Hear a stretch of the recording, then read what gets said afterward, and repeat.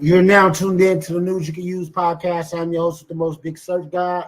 And today, our focus is on Bricc Baby. Bricc Baby is a no-jumper host, artist from LA. Mostly known for being with MPA and PB Longway. Done a lot of things in his career, with Young Thug and a lot of people, Little Durk, in the beginning of their careers, who is now in part of a RICO with Big U and Loose Cannon.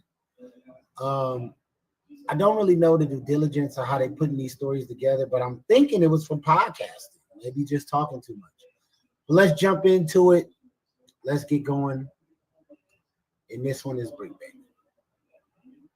We got Nina Boy. Shout out Nina Boy talking about Bricc Baby. Let's get it. Finance conversation long before he went to jail. Oh, he gave him money and da. Wack put that out there first. Yeah, that situation just. I feel like you don't need people to defend you, Adam. Pretty much everybody already knew about that situation when I bailed him out when he was first starting to work here and stuff. But I just am having a hard time with the logic of you should have never given him money in the first place. But then once you give him money, you're no longer allowed to. You now have to keep giving him money. But then also, if there's people, if he created a narrative in which I wasn't giving him enough money, then I'm not allowed to speak out and defend myself. Now, is it kind of ugly to name the exact dollar amounts? Sure, maybe, just because that's kind of stuff where it's like then everybody knows, oh, Bricc had to borrow $7,000 or whatever. They know the dollar amount that he didn't have at that point, which I don't know if he actually didn't have that money, but he needed to borrow that money. I guess that tells you something about his finances, and it's kind of ugly to talk about people's finances. That being said, if you put an attack out there, which granted it was a vague attack, but if you put out a narrative out there about me, I feel like it's very much within the realm of reasonable conversation to say, I let you borrow exactly this amount, and this amount, and that's why I feel like you getting on my case or putting out narratives about me saying that I'm not doing enough for you is kind of up. I don't think the truth can ever be that wrong to put out there into the world. Wack always says the truth can never be disrespected. That I disagree with. But I do think that as a general strategy, putting the truth out there is usually not that bad. It might not always be the best strategy, but it's also not really a bad strategy because now the whole world knows, anybody who cares about it knows exactly how much money I gave them. And, I've been completely transparent about that. That's probably better than people not knowing. People might think, oh, he's asking Adam for $20,000 or $40,000 or something like that. Or he's asking Adam for $100 and Adam won't give him $100, which all of these numbers color the situation very differently. There's a lot of different, if everybody was if everybody thought, oh, Bricc is asking for $100,000 for a lawyer and Adam won't give it to him. And I said, no, I can't give you $100,000. I think everybody out there would understand that. They'd be like, that is an egregious amount. Even if you said, I'm not giving you $7,000 or $5,000, because everyone understands that this is his job. Right. This ain't just we homies up here hanging out.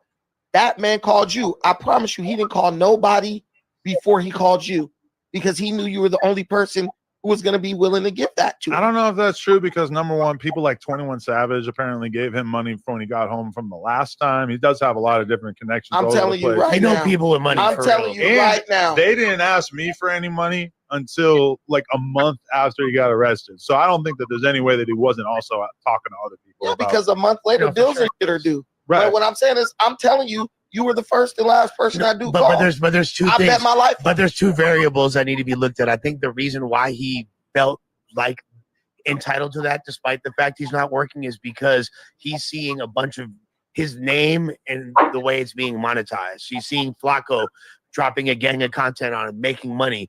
He's seeing No Jumper, which granted, he worked as a part of No Jumper, potentially capitalizing off of his name. So he's like, hey, that's why he spoke up. You feel me? I don't like that narrative, bro. That's why that bro talking about some she paying everybody bills. But that's a really excessive way. That's over whooping like a motherfucker. But there is a little bit of truth. But then again, it's not applicable in Loose Cannon's case because Loose Cannon was never a part of No Jumper. Sure, he's made a few appearances and stuff like that, and we with Loose, but Loose has never been a No Jumper employee. Bricc sat down next to the two of us for a year and a half straight. So, you know, it's a little bit different. On top of that, like Luz can't ask me for shit. No offense. I fuck with you, Luz, but like I don't really know you like that. You came on the podcast 3 times. I feel the same way about the Luz thing as I felt about the Famous Richard thing. Like Famous Richard was on the podcast just as many times as Luz, and it's like I just don't like I don't know you to the extent where I feel like I need to get involved and pay your legal bills. Adam, you're an enabler. That is probably That's true, basically. I'm gonna just definitely some truth to that. we gonna sit down like real like adults. You're a damn enabler. and the other thing, you enable these dudes, and then they can't get it right because they got you to back them up and rescue them, and then they call you out. And You're like, generalizing it, but the truth is that nobody has ever borrowed money from me besides Bricc. Like AD never asked me to borrow money. T-Rail never asked me to borrow money. All the guys, I can't think of any of them. I mean, maybe like back in the BMX days, I let people borrow money a little bit, but you know, for the most part, I don't want people to have the idea that like just because you work here that I'm also like your lifeline if anything goes wrong. You know? yeah, I've like, been down and out, and I didn't ask this dude for a sure, cent. your parents are rich. No matter, like You ain't they're- never hitting the ground. For True, real, for true, real. but they're not. But like, there's times where I couldn't get money from them, and it was like, you feel me? Like, Because they doing to you what he should do to these my people. parents are starve them out. my parents are doing just fine. Just- They got my parents. Right. My parents are But- chilling. There's a guy who owns They're like picking back. there's a guy who owns a big BMX company that at a certain point told me, like at a certain point, the dudes that are on your team or whatever will ask you to borrow some money, and you could just let them borrow money, but then that basically like clears you of having to do it in the future, you know. And so you want to limit it. You want to like try to make it so that it isn't, you know, a consistent thing that's happening, but if there's a situation in which a person's really going through something kind of disastrous and you need to let them borrow a couple grand, it's like it's probably easier to just do it and then use that as the reason why you can't do it anymore in the future, rather than to just let that person know like, hey, I'm just being cold-hearted to you and I'm not going to be able to help you out in this situation. But you had already done it. Has he paid you back the money he borrowed from you before? No. And Okay, I mean, at this point, once you catch a Fed case, I really feel like, okay. Yeah, You're good. and to keep and to just like because for full transparency, I spoke to Bricc a few days ago. Man, that's a huge financial obligation that his lawyer wants from him, and it's a very, very, very expensive thing he's going through. Why are you saying that like I'm supposed to care about that? Like you play stupid games, you win stupid prizes. That's not the point. I have no issue with Bricc Baby. What I'm saying is, damn, bro, you get the guy, but you're loaning him money. I just gave the perfect analogy. It's like feeding a stray cat and then complaining because it's showing up on your doorstep. The whole point is, if these guys been around this long and they haven't been able to pick up enough game from you to be able to have their own stuff pop into where they got some hundreds of thousands in the bank, it's not your job to loan him money, and it's unbecoming of him and you for you to talk about him online, but for him as a man to be in a position where he can't pay his own bills. So that's the So that's the situation with No Jumper and Bricc Baby. I guess it's about money, but I feel it. Like if you're using me for content like they're doing right now, you're gonna make that money back off of my name. So just go on and shoot me a couple dollars. I don't have to be there physically to make money with you. You could just use my name and talk about me, and you got 40K views in one day. 46K. 46,000 views, not 46K, y'all. Don't get me into that type of shit. But yeah, 46,000 views in one day. I don't know how equivalent that is to payola. I don't know what type of monetization or deals Adam has, but y'all gonna make it back off content anyway. What you knew. All right, we're back. The Adam 22 channel. It's been long dormant, ignored, turned my back on it, to be totally honest. But solo content, I'm gonna be real. I haven't done it in a long time, but I feel like I got something to say. I don't always want to wait for the podcast. I don't always want Lush breathing down my neck, getting in the way of my topics. Shout out to Lush. But today, you already know what I'm going to talk about. Bricc Baby, I'm coming for you. So let me explain. I was in Turks and Caicos for approximately 1 week, and it came down the pipe while I was out there, pause, that Bricc Baby had some choice words for the 22 stir, and today we're going to be reacting to those words. So let's get right into it. Hey, it's that big old deal, man. It's the Bricc, man. While everybody laid up with their feet up out there, vacation and playing like they ain't got nothing for the kids, man. You already know we still keeping it strong, nigga. Don't need nothing from. Hey, sometimes it be a mental test to see where a nigga hard at in his chest, man. You know what I'm saying? A motherfucker use you, abuse you. As soon as you get out the way, act like they ain't worried about losing you. You know what I mean? Okay. So if you didn't catch it, this is a thinly veiled shot at the 22 stir. I was on vacation. I did have my feet kicked up, but let's talk about Bricc Baby, and in particular, the financial side of my relationship with the Bricc, not the trick. When Bricc Baby came on the platform 2 years ago, pretty quickly, the feds ran up in his crib and raided him. He needed money to get out. Now, it's been discussed at length that I fronted him an amount of money, $5,000, so that he could get out the same day that he was picked up. I know Whack 100 and a few other people have been spreading information saying that this was cap. I don't know. Honestly, the other day in the Reddit, somebody posted information saying that he really did have a bail and that was where the $5,000 went. I never really heard about it. I heard rumors in the streets that maybe this money was not required for him to be bailed out, that he didn't have a bail. But I did see these screenshots in the Reddit that make it seem as if he did have a bail. I didn't make a big deal out of it. I gave him the money, had to get him back out on the streets. I knew that he had potential. I knew that I could take him from being a marginal figure in the LA podcasting space to being one of, if not the most talked about person in the podcasting space, which is exactly what has happened over the course of the past couple of years. Never asked him for the money back. Never asked for it. You feel me? Now, to his credit, for like 2 years after that, he did not ask me for any additional funds. So from my perspective, I was just like, okay, whatever. This is part of doing business. I gave him the $5K. I'm not going to bring it up again. And over the course of those 2 years, my prediction did come true. Bricc Baby basically soared to new heights, became one of the most talked about people in the community. And as far as our relationship, I would like to think that we actually became something like friends. We got closer and closer, spent time hanging out various times, went out to a lot of different parties and stuff, basically formed a relationship that honestly was a little bit more developed than the type of relationship that I've formed with most of the hosts that No Jumper has had over the years. Fast forward to a couple months ago, Bricc Baby reaches out to me again, asks if he can borrow a couple $1,000s for, I don't know, he's like moving into a new spot or some shit like that. I said, okay. Didn't even bring up the fact that I had let him borrow this $5,000. I figured after 2 years, shit, whatever. So I let him borrow this additional $2,000-$3,000. I forget what it was. And then very soon after that, like I'm talking like a week later, he gets picked up by the feds. That's cap, Adam. You know exactly how much you gave him if it was $2,000 or $3,000. What is Adam 22 going to do to help out Bricc in this situation? Now, from my perspective, let y'all be long.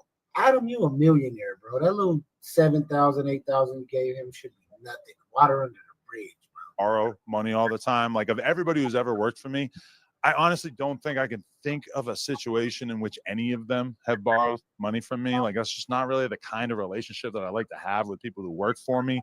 If it is an emergency, okay, we could do something. But for the most part, it's just not really how I get down. It's like I don't like to have that kind of thing going on. I pay you for your. He just didn't give him an advance. We're good, but as far as taking out loans consistently, constantly, I'm not really into it. That being said, it was only 2 times throughout our relationship so far. But I say all that to just set the stage. Then he gets locked up, and people are pretty much automatically, suggesting in the comments, people talking about it on podcasts, is Adam going to pay for his lawyer? Is Adam putting money on his books? Whatever.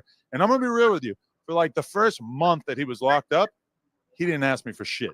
He didn't. You should already have lawyers set up for your podcasters, for your hosts. That should be a part of the deal.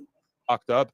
It is kind of weird for you to get locked up and then be, especially when you got them talking about the subjects you got them talking about and putting them in the situations you're putting them in. You should have lawyers set up for that. How I'm willing to help you out financially, in addition to what I've done for you previously. I feel like you should be upfront about that. I've talked to Bricc on the phone a whole bunch of times since he's been locked up, including like the day before. Yep, the day before this video came out, and it was none of this energy at all. And in addition to that, we've got people like Sharp, who don't got a pot to piss in, who ain't done nothing for Bricc, who can't do anything for anybody because he's dead broke. He's coming out, making YouTube videos, doing streams where he's passing judgment on what I've done for Bricc. Keep in mind, I've had Bricc on salary for 2 years straight, even when he was missing shows, even when he was out of town doing whatever, never fronted on him in terms of the money. Now we've got Sharp, who, you know, Sharp has never done anything besides sex traffic women and be ugly. And he's out here trying to cast judgment on me. So let's play the Sharp clip. Pretty much, if he is to get out, or, you know what I'm saying, even hits the streets, they don't want him on that podcast at all. They want him to resign from it, like, be done with it. The feds do not want him on No Jumper no longer. I'm telling you facts. This isn't what I think. No, it's what I know. So if this is true, this is the first and only source that I've heard from that has specified this in any way. Do I have concerns about Bricc Baby returning to the platform? Yes, obviously. That would be kind of interesting, and I would wonder about the level of heat that it would draw to the building. Obviously, things like the gun that they saw in his waistline that I didn't see and that I don't think the comments saw, but that was pointed out in his bail hearing that he had a strap on him. That kind of thing is the kind of thing that I would want to really be on point with. But the idea that the feds or the cops have told Bricc that he's no longer allowed to be on No Jumper, this is a Sharp narrative as of this point. Like, I have absolutely no idea if this is a real thing or not. But it does seem kind of odd if this is something that Bricc told Sharp and didn't tell me or anybody else from No Jumper. I mean, keep in mind, Bricc and Sharp have had a weird relationship over the years, because when we fell out with Sharp, Bricc talked hella shit about him on the platform and then basically continued to be friends with him to some extent, which I always thought was a little strange. But either way, I mean, to me, this is just a completely invented Sharp narrative as far as I know. It's kind of odd that he would know about this and I wouldn't know about this. But let's keep going. You know, to a lot of you dummies, because it went to prove, because everybody was screaming, oh, they're going to be out on Wednesday. No, they're not. I knew it when it came to the bail hearing and how things play like that. They're just giving them that. Now you got to appeal it. And then, to hear, when he was calling, Adam, he ain't answering, or whatever the case may be. He's calling people and they not picking up. Now they're avoiding him. Why is that? Boy, why aren't you answering Bricc calls? Another Cap Sharp narrative. I have not been ducking any phone calls. And keep in mind that his baby mama has been in communication with me, talking to me, telling me what time Bricc was going to call and everything. But every time that I got on the phone with Bricc, it's been like 2 or 3 minutes of conversation, and then he gets kicked off because I guess he's only allowed to be on the phone for 10 minutes at a time. Never at any point until I was in Turks and Caicos, like right before that other video clip came out, did Bricc even utter something that mentioned or inferred that he thought that he should be getting in any way some money from us. So to me, I'm gonna be real with you, I just feel like this is some hoe ass shit. No offense, Bricc, I don't really want to use the hoe word when it comes to you or anything, but how are you going to be out here communicating shit like this to Sharp and not having the nuts to say it to me? And in addition to that, I mean, let's be real about the relationship between an employer and a worker. If Bricc had asked me in the beginning, Adam, if I get locked up, will you bail me out? Will you pay for my lawyer, etc.? My response early on probably would have been like, no. Like, I would prefer to not take our relationship to that extent. Like, that's just not something I really go into business with someone being prepared to do. It does leave a little bit of a bad taste in my mouth to realize that Bricc is comfortable having conversations about me to Sharp, but won't have that same conversation to me. Like, if you want to borrow money, you can ask me.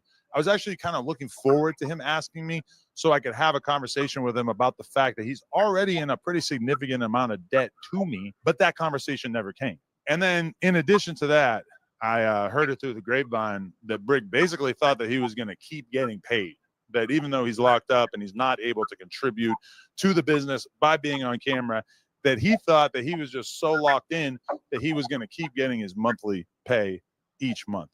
I'm sorry. I know you guys all saw the No Jumper is Going Broke video. We are not in the best financial state right now. Me paying someone to be in federal prison doesn't really seem realistic. Y'all been making content about them for the last 2 weeks. Why is it that he ain't received a paycheck? And motherfuckers is making money off of what he been doing. And I'm hearing that, from reliable sources, his people, that reached out about it. And, they're not getting no feedback on it, no response. I mean, they did have a life before he went to jail, homie. Like I said, that's what happens at jobs. Like, you don't get his money. And missing out on some bands because he ain't there. Come on, brother. That ain't cool.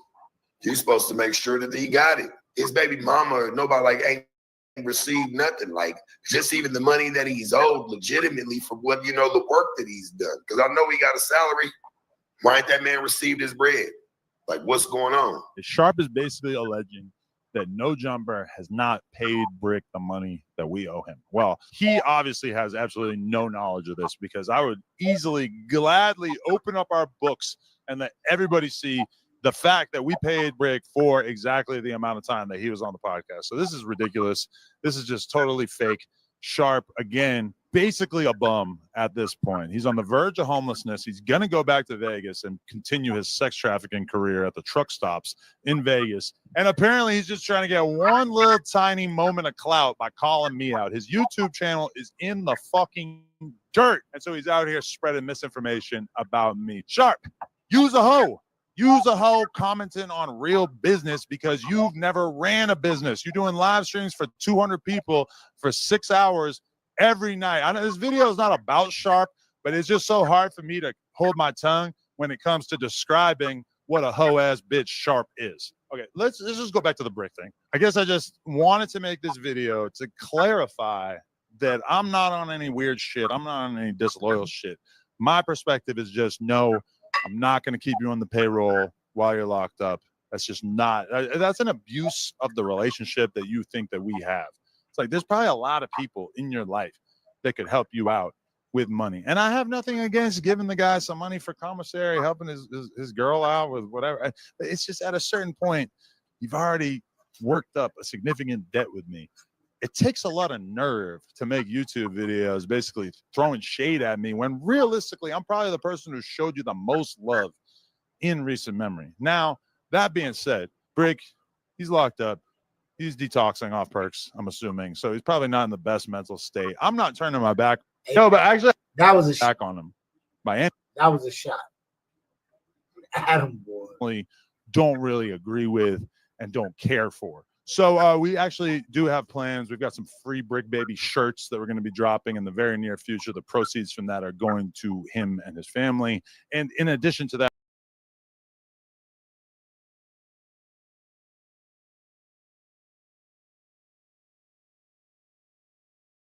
Yeah, nah, bro. I cried 5 hours. How about this? Flacco's incapable of crying. He didn't cry at all. 5 hours. Yeah. So, but what made you? I'm like, damn, bro. My in jail, man. He got a family, man. Nah, bro. I cried, my. Okay. Yeah. All right, so this a troll right here. This what he? Nah, bro. Yeah, nigga, I cried. Bro, I cried. and shit. Bro, I cried for 5 hours. I have love because, bro, my is in the chain, man. Yeah, I feel that. Yeah, but come But on, like, what- man. He just said that shit with the craziest smile. Not with chill. What you mean? chill? What's specific? So first of all, I'm assuming this is an extortion call, and I'm just playing. No, it was a call. Bricc was like, "What's up?"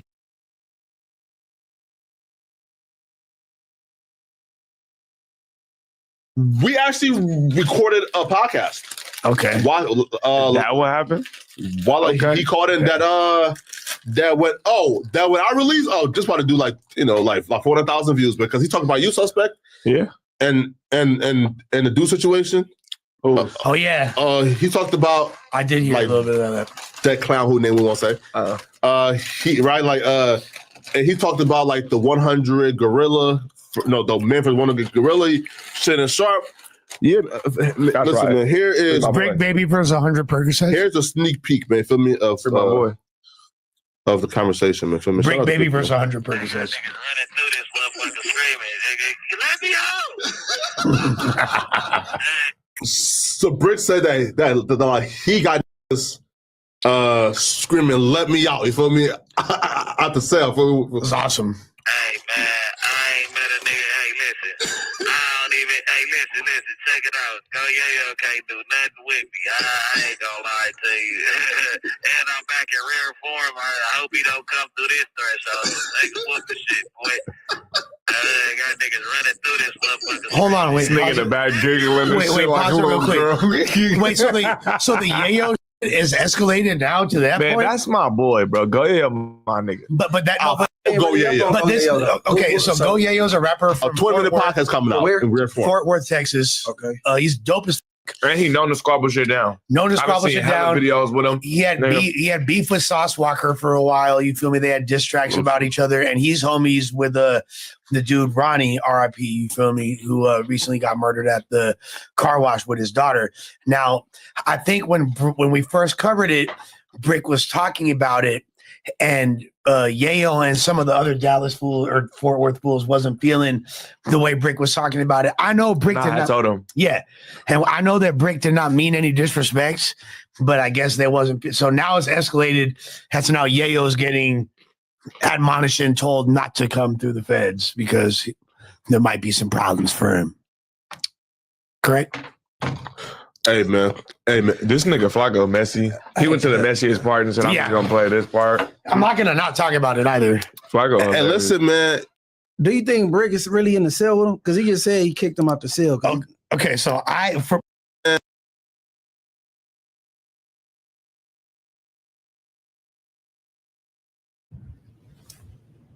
What's up with it?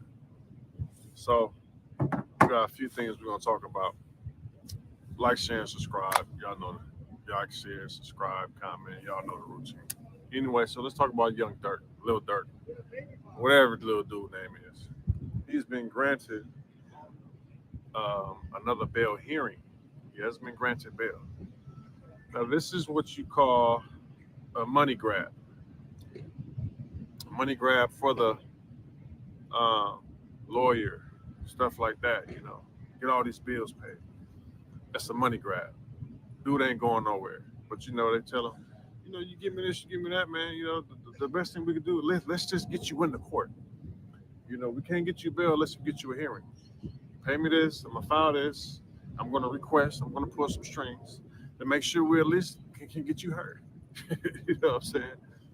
It's all a scam, you know what I mean? It's a money grab. I'm not mad at people hustlers, you know what I'm saying? Break them dudes all the way down, you know what I'm saying? Break them all the way down. They wouldn't be dumb enough to do it, go on and do it, you know? 99% of people who get caught by the feds get convicted by the feds. If you think you can be that 1%, go right ahead, okay? Anyway, so this is the thing. He ain't going nowhere. It's a money grab. You know, it just is what it is, bro. I'm a realist. You know, I'm speaking in reality. We're not just on here just talking. Now we're moving forward.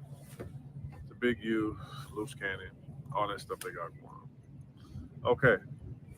Loose Cannon is talking about an open murder on a federal recorded line to his baby mama to relate that message to Wack. And what do I mean by that? He told his baby mama to tell Wack that they're trying to charge him with the Money Mike murder. And Money Mike was one of our G homies who was murdered a few minutes away from our neighborhood. It looked like a murder robbery, and no one got arrested for it. You know, and the streets assume what they assume. People act like they know whatever they know. Whatever the case may be, nobody got arrested for it. So for him to say they're charging him with that and that he needs the video to prove his innocence, it just sounds crazy because that video been floating around for a few years. You know, it's plenty of video all over Instagram, all over YouTube. It was all over YouTube, right? So Wack say, okay, I'm gonna wait a couple of days and see if you're charged with this murder. He wasn't charged with it. So now the antennas come up like, why are you talking about an open murder case and you want the video? It don't make no sense to me. It don't make no sense to nobody, but it don't make sense to Wack. So we're like, okay, well, maybe he wants that tape, and maybe he's just talking about this murder and talking about whatever he think he know about this murder. And then a few days later, he say, oh yeah, he'll be home next week. So you got to use your street common sense on this. You're running a video from a murder that hasn't been closed yet, and then you say you're getting out next week. Don't really sound right. It's just crazy to me. Now, loose cannon. I mean, I think y'all kind of know what type of dude is. You know what I mean? So I don't want to waste too much time on him. Let's get to Big U. Big Useless. In the paperwork, if you look at his federal paperwork, they say he's facing 600 years, and he can be convicted of 600 years if convicted.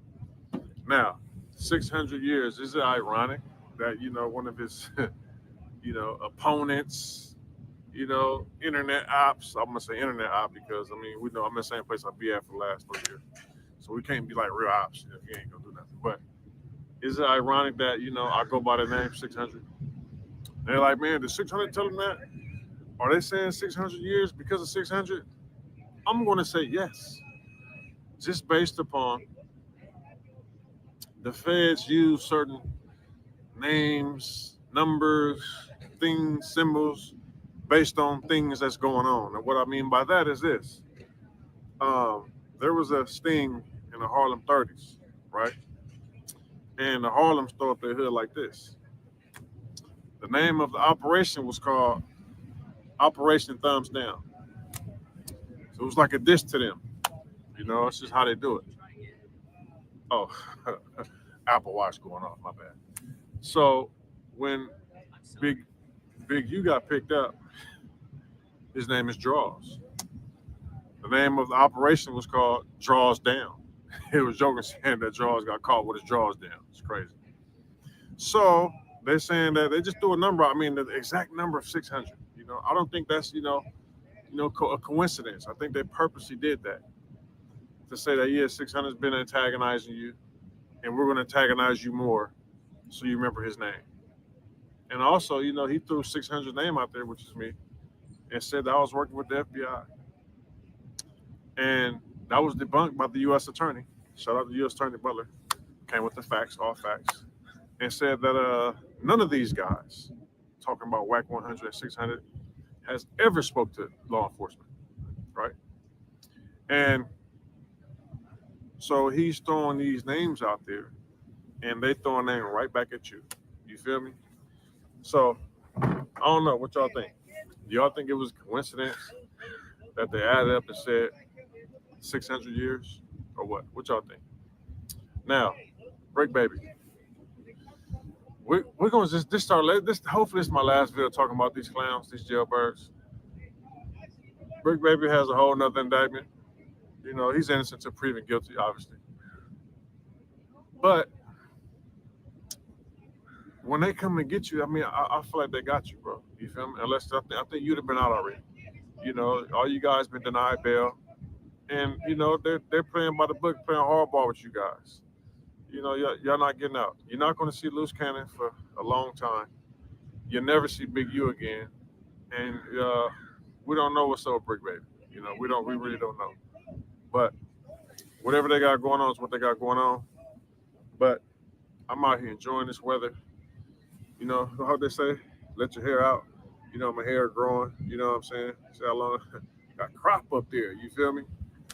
And just let my hair out, man. Enjoying this weather. It's a little overcast today, but it's a little sunny. It's why my eyes is whatever you call it, squinching, whatever, because the sun is kind of right in my face. But nevertheless, man, God is good. God is the greatest. I'm 10 plus years of clean from the streets. Haven't broken a law in a long time. I wouldn't even feel right breaking the law, man. And I'm just showing y'all, growth. Even in my videos, have y'all noticed I've been talking a little different, trying to give a better example for the kids and for the youth. And I think I've done my job in exposing that gang culture. I think I've done my job to showing y'all that them dudes ain't really like that.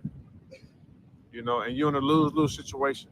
So, I always give y'all gems at the end of my videos and send this to the kids and let them know, even if you are the best gangbanger, you're going to be wrong in the gangbanger's eyes, and you're going to be wrong in the civilization's eyes. because no one even acknowledges gangbangers in South Central no more. They don't even make movies about them no more. They hold no weight, no power, no one's scared of them. It's over with. What y'all got to say about that, man? So now we are seeing, this was the nastiest scene because it's like you didn't have to put out how much money you gave that. This is still your homie. In the video, you're saying it's still my homie, but you're saying like, I gave him 5,000, I gave him 2,000. What do you feel about him saying like, you know, obviously the nigga's in jail, he's in a bad spot, he got kids. Nigga, mentally, he can act tough for the cameras, but nigga, that's a fucked up spot to be in. You missing days with your children, missing days with your girl. Nigga, yeah. That you might never see again because of the with your kids. It's different if you're like, carjacking 3 years, you know you'll be home in 3 years. But the fact that you have no clue on what your time is probably fucking with you even more. And you got to stick to the script of how people perceive you on this internet. So while you're on the phone, you're still being that guy that's on that podcast. But really, nigga, you like, damn, that conversation you probably having off camera with your girl and your kids is different. It's fucked up. Like, I miss you. Like, have that conversation so people can feel compassionate and know that you're not just in there. So, you know, Adam coming along, and I'm like, damn, I was watching the shit. I'm like, Adam's even more scandalous for doing it on his own channel. He didn't even do it. I'm like, damn, it's kind of crazy because he kicked off his. Look, one thing I'm gonna give Adam for if somebody's gonna go petty is Zafu and T-Rail. That's where they meet on top, fool. Like he could have posted on a jumper, but you know what he said? He said, I'm gonna post it on my channel. And that's how he kicked his channel off. Oh, he kicked it back off because he ain't been on. He's like, all right, I've been gone for a minute, but we're gonna address something right here. Boom. And then you know what? I was watching it today, and I seen the title says, turning my back on Bricc Baby. And then at the end of the video, he's like, I'm not turning my back on Bricc Baby. Yeah. I'm like, you a come on. That's what I'm saying. I don't know. That's what I'm saying. Like the shit he was doing, like I was like, look, but we all know this already though. But to see it like happen again is just like the backhanded, definitely strategic. The backhanded compliments, but yet the praises. It's like I'm a backhand compliment you. Hey man, you know what I'm saying? You begged me for 5,000. It's like you gotta watch the words that would be used too. You know what I'm saying? Like, hey man, you was going through something. You asked me for $5,000. You didn't have it. I don't know why you didn't have it. If I gave it to you, I didn't ask for it back. And it's like, and these niggas continue to ask us, why y'all leave, nigga? Yeah. Shut your And then bitch a ass nigga, up. hey, now the coldest shit when he put the photo of him and his family at the beach. So he's still making content. And he knows it's gonna move the needle. But look, that's the thing, right? When I see shit like that, I'm like, why is anybody surprised? This is the same play over and over. It goes back and to what, over and over and over. It goes again. back to what him and Dudo was saying. It's that clout. People not in this shit for like recognition or for money. They in this shit for clout. Nigga, dog. when you understand it, and it's for everybody, Adam is a businessman. He don't look at none of y'all as friends. He don't look at y'all as brothers. You only useful to him as long as you're useful to him, he gonna fuck with you. The day that you're not useful for him, see you later, nigga. Just know that. That's so why when you go sit on these cameras and you go over to these platforms, just know, try to figure out what your next move is gonna be. Cause it's funny watching everybody do the same exact shit, and you can't be mad. You can't be mad because you niggas did it too. Yes. So you can't be mad. You know what I mean? But what did we do? Nigga, No, I'm saying, but y'all- I was a nigga that thought that was really my when homie. you cross the You know what I'm line saying? of realizing this nigga is just your boss and he's not your friend. So what he does is like he'll give you the friend shit, right? But then as soon as he get rid of you, he lets you know, nigga, I wasn't your friend. I gave you money. You did this. I've never had a relationship I with did you this. guys. But he like never that. got rid of us. But I'm saying when it comes to that, it's always that. Just look at everybody who done left. Even with Sharp now, look how you treat Sharp. I'm like, damn. Sharp was riding for you, nigga. That nigga said he's a bum. Sharp was riding for you, dog. When everybody left, Sharp was the main nigga. But look how you treat a nigga like that. A nigga that rolled for you when everybody left. Yeah, you treat a nigga like, oh, you a hoe ass nigga. Woo-woo. I'm like, damn. Bro, he told Sharp, man, go sex traffic bitches again at the church. I'm like, damn. But you know what? That's why. Sorry, I was fucking eating a little snack real quick. I mean, real shit. Go ahead. Stop depending on another fucking man. Outside of that shit, you fools gotta have your own career, fool. A lot of people thought these two fools were crazy when they started back on. They're like, oh, you just piggyback on that. Look where that guy. Look. They had a fallback and they rebuilt, but they're doing amazing. Well, I still did my vlog. What I'm saying is, to be fair, once we got out of there, their situations changed up a little bit. For sure. So the niggas that's working over there don't have the same grace of being able to start their own platforms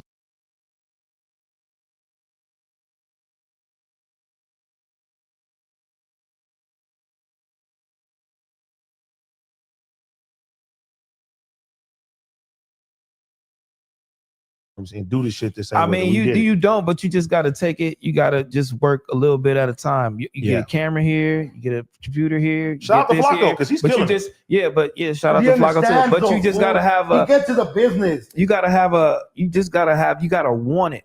You know what I mean? And shout out to everybody and all of us for pushing each other. Because you gotta want it. And when niggas when he playing, but when he calling you the architect or whatever, and niggas probably like, oh, he ain't no architect, like, but and thinking we trying to pat ourselves on the back, like, because we should a lot more.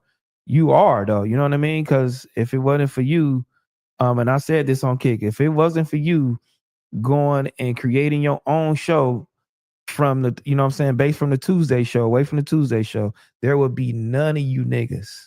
None of y'all. We wouldn't be looking at y'all arguing. We wouldn't have no supporter pages. Y'all wouldn't be crying about Yaz. Y'all wouldn't be doing none of this shit. If this nigga didn't go over here and create his own show, you feel me? And from that own show sparked a wildfire, nigga. You feel me? And why I'm saying that is because y'all was looking at us, 3 niggas from the ghetto. You feel me? Hispanic nigga, 2 black motherfuckers being ourselves on this white man platform. And guess what we gave didn't y'all do? the confidence. It gave everybody the confidence to say, I can do that. Facts. And guess I what we can do didn't that. do? And guess what we didn't do? Our shit wasn't based off drama when that first started. No. You know what it was based off? Fun. Me being fat and Terrell's arm and Tiger. Yep. And that's just succeeded. And Yeah. Terrell being and AD being mad at us because we say you didn't post Lexi one time. Yeah. But what I'm saying is we got to highlight niggas' personalities. But what I'm saying is we were being ourselves, fool. But yes, you're absolutely right. But a lot of motherfuckers took that, and that's what I'm saying. They didn't want to work with us. They wanted to be us. They wanted to stomp on us because motherfuckers felt like they were smarter, had more charisma, can do it better than us, can articulate themselves better than us. And if that white man's giving them niggas that position, fuck what they saying on what, you know what I'm saying, how did he act or how he treated them. He won't never do that to me because I'm a different nigga. So I'm gonna go over there and get hired. I'm gonna do the same and I'm gonna take that path, and it ain't happened yet. You know what I'm saying? It ain't happened yet. Cause you know why? Because y'all in it for the wrong shit, because it is clout moves and niggas just want the attention. You feel me? Instead of doing what Duno said, just really actually do that shit. Just really actually do it and have some different opinions on different shit. You know, and some people be like, oh yeah, y'all was messy with each other, blah, blah, blah. Yeah, we came out, we was doing that shit. And you know, for sure, I can blame myself for doing that shit, but you know, to a certain extent, that shit get boring, cuz you know what I mean? Like it gotta be beyond that. Yeah, like and that's not what this and 2, we can start fires amongst each other, but we know at the end of the day, we all love each other. The You shit, get what I'm saying? We gonna always sit here. We chilling. We chilling. We not even tripping. That's what always happens. That's it. It's always like that. And then too, it was funny too, like watching Pot Lord say, like, oh, like Gina say, oh yeah, like AD and T-Rail, they was putting the team shit together. Or Pot Lord saying, like, nigga, we had disconnected because AD came up and doing that. You feel me? Even having lunch, like, hey, sit down, bro. These are the type of niggas that we are. And not only me, you got to trust into your team because, nigga, look too. A nigga Pun behind the scenes, nigga, like, hey, what's up with T-Rail? You feel me? I'm like, come on, let's run it. Nigga, do it. Come on, everybody, let's do this. Let's do this. Let's do this. And what we crafting right here, nigga, is really the blueprint. But if you think you're going to go against us by trying to one-up us, you ain't never going to get past us doing that. And motherfuckers ain't listening and seeing what we saying. And then he go and do that to that man. I would never say I gave him 5 or I never gave him this because he needed it at the time. I would never try to belittle him. I would never try to, you know what I'm saying, put out his business like that as a grown man. And he in a tough spot. You feel me?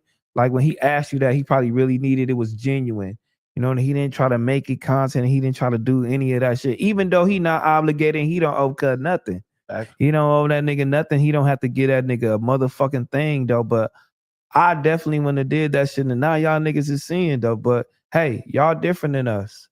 Y'all way smarter, y'all way harder. You know what I'm saying? Right, go do it up. You know what I'm saying? Go do it up. But now you seeing, like he said, it's backhanded compliments, but I'm not never finna be on that motherfucking like, man, yeah, nigga, that nigga AD, nigga, he needed it, nigga.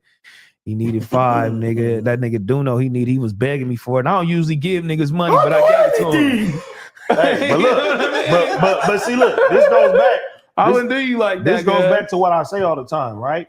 We got to stop putting real nigga expectations on people that's not from where we come from, because they're never going to be that. I gotta stop putting They expectations said on niggas, anybody, period. On fool, anybody. because even motherfuckers that we come from won't do that for you. Yeah, all it's I'm a fuck saying is, niggas where we come from. all I'm Niggas saying, don't- all it I'm don't saying matter is, where we come from. if you work hard and you do your own shit, you don't got to depend on nobody. But this is what academics used to get mad at. He used to be like, I would say something about a rapper. Other people would say something about a rapper. They'll get mad at him because they're thinking because his skin color, he black, he should understand more and shit like that. He would get more of the backlash when it came down to it too. So it's like when you're talking to these people don't come from where the fuck we come from. So how could you expect them to look at shit the way that we do or do some real nigga shit? We asking niggas to do real nigga shit. Hey, hold your homie down, nigga. When he go to jail, nigga, look out for his family. Nigga, do this and do that. We ain't motherfucker looking at it like, oh shit, my worker, he's gone. All right, let's move on now. Yeah, Let's that's keep it fucked pushing. up. Yeah. And just know that. That's the business of it. This ain't no real nigga shit. It's no friendship in there. And we made that mistake, but ain't nobody let us go or nothing. We decided to shake and do our own thing. And we, just me. Now everybody else didn't I ain't do it gonna as lie. crazy as me, but I am petty. But I ain't gonna lie, that And video, do it I was watching that video and I was like, oh, this is crying me, pops. What's that? Which video? The one where he's talking about the Bricc baby shit. Oh, okay. Yeah, that was. I get it. I was like, okay, this how if you're gonna kick off the channel, that's something strong to kick off your channel with. But you are sacrificing your homie. You But I ain't sacrificing even your gonna homie. lie, fool. I ain't even gonna lie. That's not his homie. Download Prize Picks and use code FMW.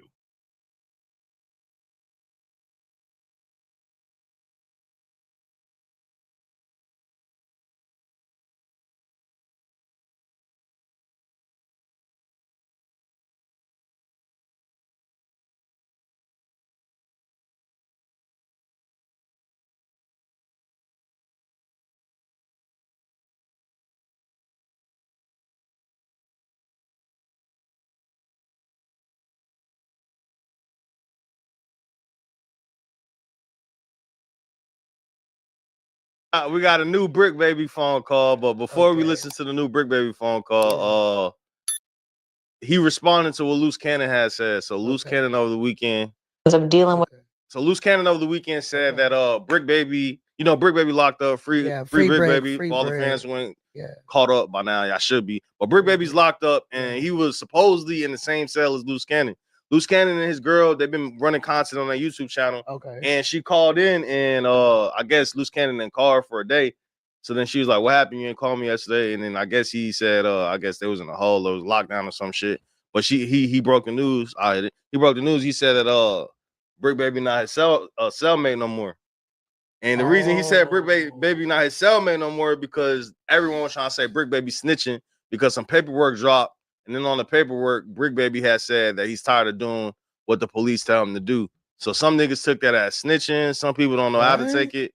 But this is the clip of Loose Cannon and his girl talking on it. with them for his custody battle with the children. Yeah, so that got the paperwork and everything, so everything is good. So you kicked him out the celly because you thought he was a rat baby? Shut up. Oh my gosh. At all. That's not how jail works. I programmed. So is he coming back or what's happening with that now? Hey, hold on. I gotta listen. We can't talk. The fans can't hear. Start it back. Okay, so of dealing with them for his custody battle with the children. Yeah, so that got the paperwork and everything, so everything is good. So you kicked him out the celly because you thought he was a rat baby? Oh my gosh. Clarified everything like that. So is he coming back or what's happening with that now? Yeah, no, we good. We good now. Okay, so Probably in an hour or two. so they're gonna put him back up in there? Yeah, no, he's here now. He just moved a couple of cells over until we worked out everything. But yeah, he clarified it.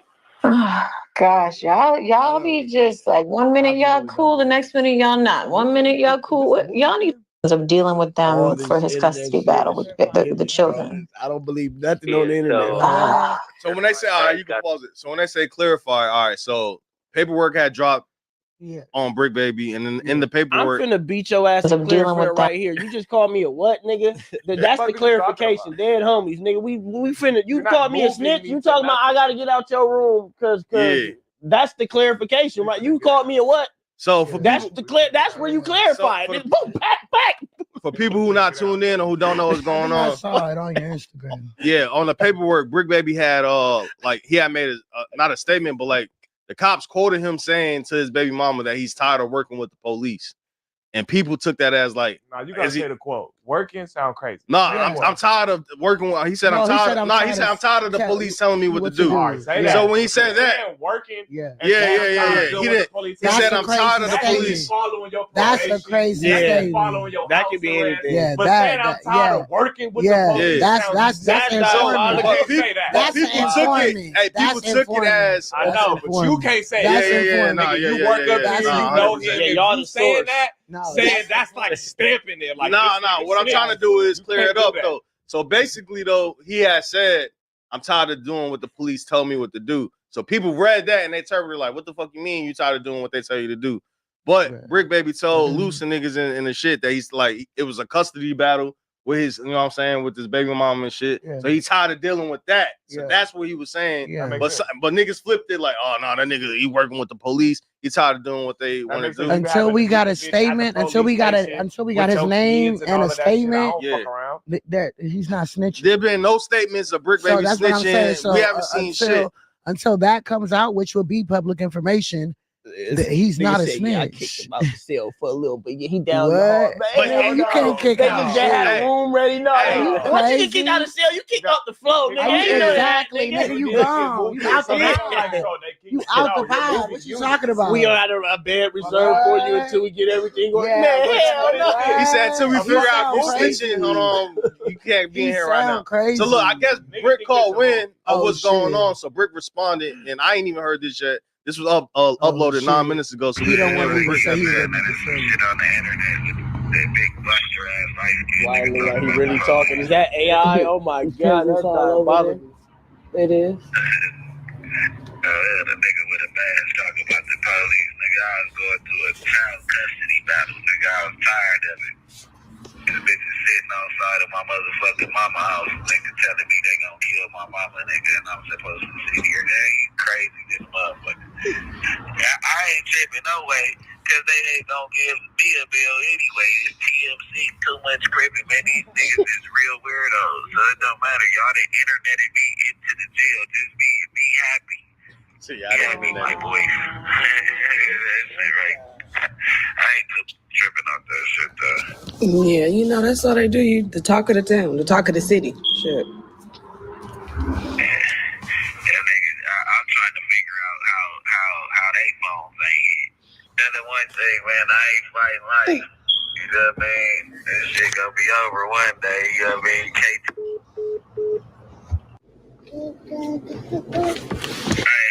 Hey, what's that big old deal, man? It's the Bricc, man. Why everybody laid up with their feet up out there vacationing, playing like they ain't got nothing for the kids, man. You already know we still keeping it strong. Nigga don't need nothing from. This call is from a federal prison. Hey, sometimes it be a mental test to see where a nigga hard at in his chest, man. You know what I'm saying? A motherfucker use you, abuse you. As soon as you get out the way, they act like they ain't worried about losing you. You know what I mean? But hey, check it out. This is for everybody speaking on the Bricc, bro. I ain't never been sunnies with me and nigga.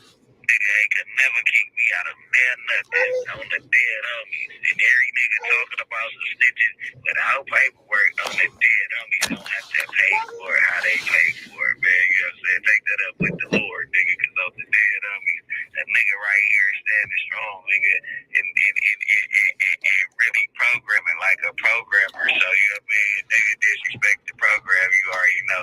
Nigga better stand for something for the nigga, something stand on them, man. I don't got too much to say about nothing. You get what I'm saying? But it's just what it is, you know what I'm saying? It's like downtown, 10 minutes away from the beach, but I'm so far out of reach, man. You did. I don't know what's going on, you know what I mean? But I'll be home soon.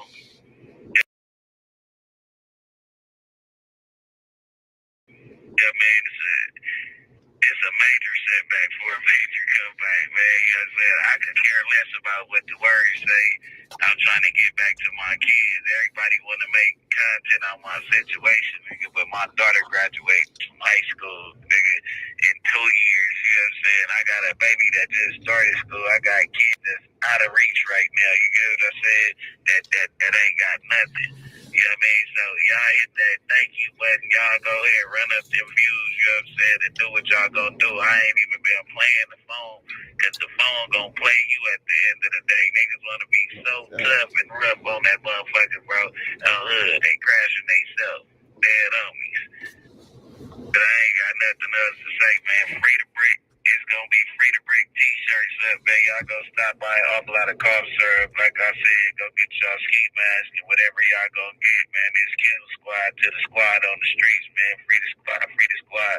Y'all go tap in with young Barry Gordy, man. Tell Compton Rick Rock, man, continue being a real nigga, man. He just sent the niggas some money out of nowhere, man. Shout out Donnie, shout out Mikey, shout out everybody else, Flacco and the whole game, man. You already know it's Bricc, not the trick, man. It's the Bricc babies, you know what I'm saying?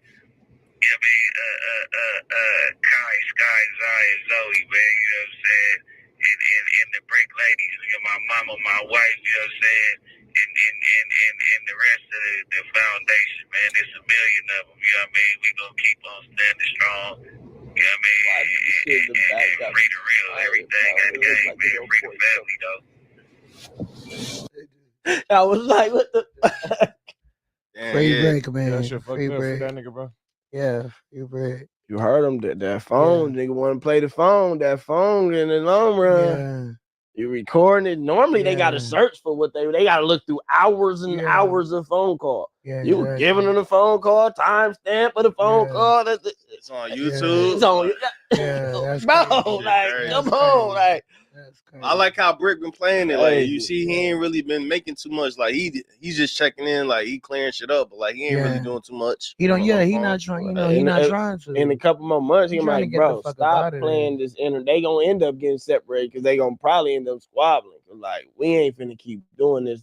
I don't want to keep calling my phone and seeing what's going on the internet. But at the same time, they might be both I in feel on like it. I feel like Luce Like, don't really we want just no gonna keep problems, doing this. To be honest, I feel like Luce don't want no problems with Bricc. To be honest, I'm not saying that he's not. I just feel like he don't want no problems with him, and Bricc don't really want no problems with nobody. He trying to just really like get the fuck up out of there. He probably fucked up in there. I don't know. I ain't far been as up that. in federal prison, but you know I've been locked up before. It's not a good feeling, and you just really be trying to just get by, do your shit, get the fuck up out of there, not cause trouble.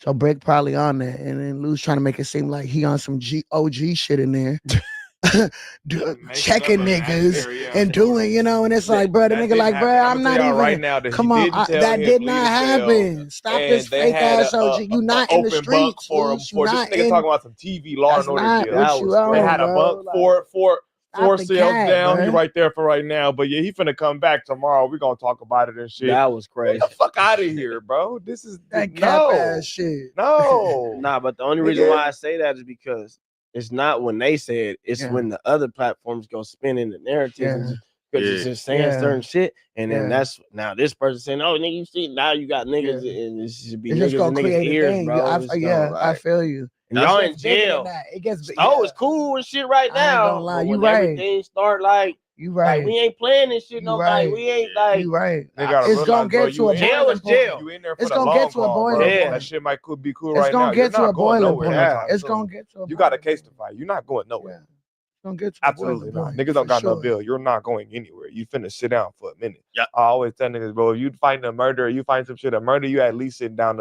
at the least And 12 months while you if fight you're your trial. attached to a At murder, then least it's the same thing. It's like at least you fighting that 12 months, 18 months, 24 months. Brick's at the charges least. include like the murder. we fought our case for No, 2.5 right? It's years. like robbery. Yeah, At the right. least, bro. And it's a RICO, bro. But You're he's tied fighting in that with the case, but trial he for can't- some he years. can't Now be it's a liable state for the RICO. other They can charges keep in the RICO, right? No, but I think federal. They gonna He get attached your to the ass out RICO, the though, way. that's why. So it's gonna be Within a like year. If you a worse guilty or not, sentence? nigga, your ass going up the road. Like state, they gonna prolong it as long as possible.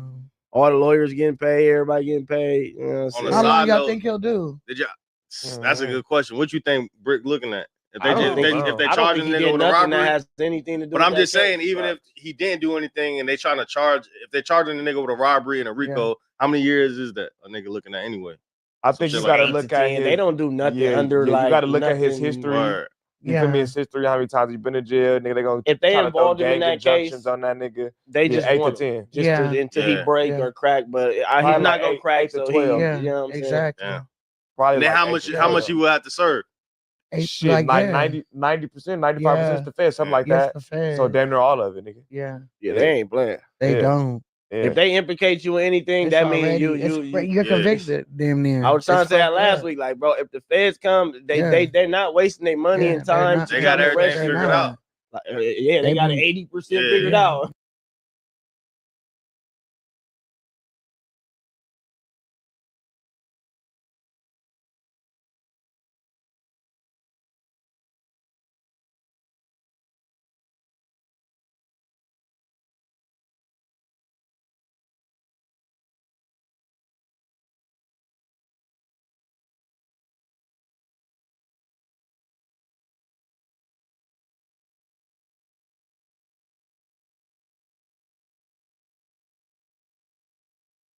All rights to the contents posted on this YouTube channel, including videos, images, and audio, are reserved solely to the owners, Sharice Mills and Loose Cannon.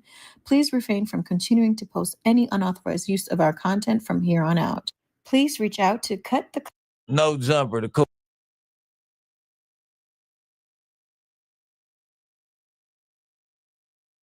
Yeah, he said too much.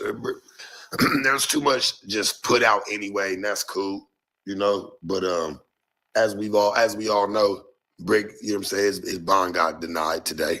I talked to his baby mama for a second, and she just, you know, it's real, man. It's unfortunate. Pretty much, if he is to get out, or you know what I'm saying, even hits the streets. What got me is, what is he being charged with in the first place? Like, what are they charging him with? Nobody's ever got on the internet and said Bricc Baby is being charged with this or that. His case is so confusing to try to figure out what he even in jail for is the craziest part. Y'all jump in the comments and let me know how y'all feel. Make sure to like and subscribe to this video. We will be playing a lot of different things. Canvas in the 6. Troubled Youth. Shout out Troubled Youth. It's unfortunate, man. Free Bricc Baby. But like Ralphie said, when the feds come get you, they got 80% of it already figured out. But what got me is, what is he in jail for in the first place? Nobody ever jumped online and said, this is what he's in jail for. Or this is what he's being charged with. Or this is what the feds got. So let's try to figure it out.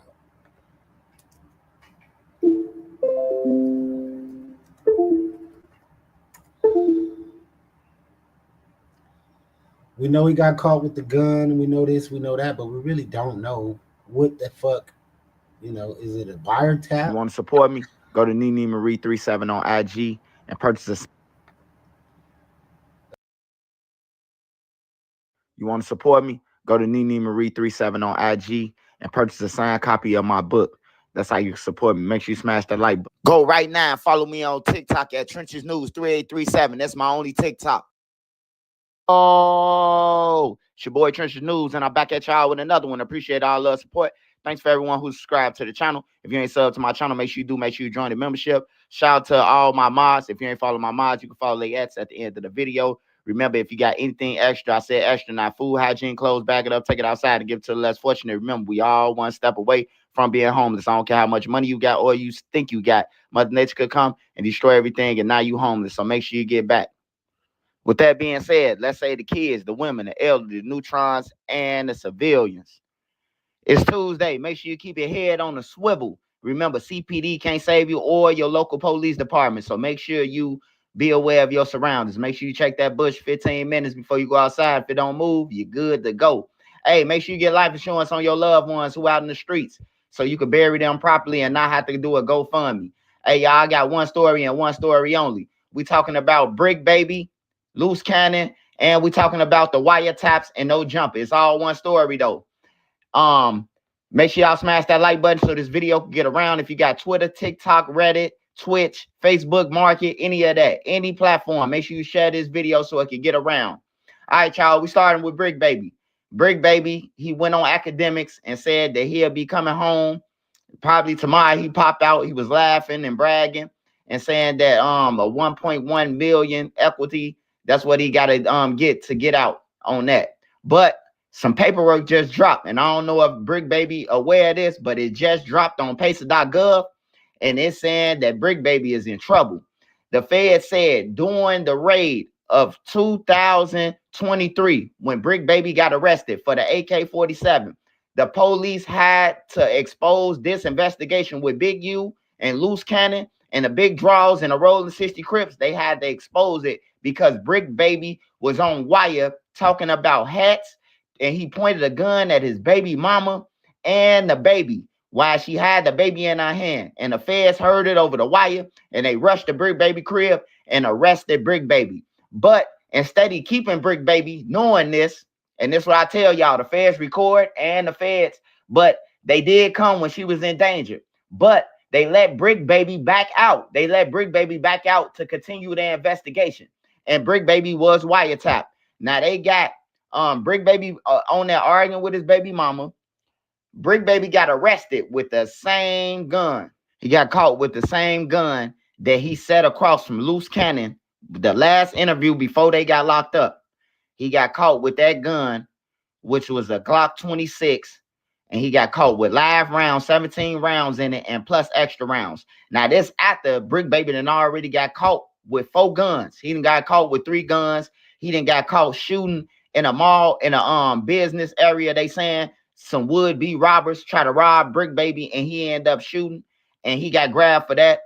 Man, I don't think Bricc Baby finna come home, but Bricc Baby took to academics and was laughing, saying that he about to pop out, him and Loose Cannon, and he was talking about how they cellies and how they made his celly move around out of the cell for Loose Cannon to come in there. If you look over the paperwork on pacer.gov, man, Bricc Baby ain't gonna come out, and they asking for 15 years, man, 15 years each count, 15 years each count. So I don't know how you weigh that out in the feds, because the feds go by points. They go by a point system. How many times you got arrested in the world?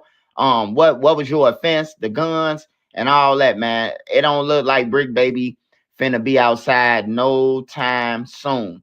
And they study clickbaiting. They study getting on the phone calls, knowing that they wiretap, knowing that the feds watching them, and they calling in to No Jumper. Now, No Jumper is brought up in the paperwork. No Jumper, all the evidence, I have most of the evidence come from No Jumper. Their feds even said that he crashed out at his work of employment.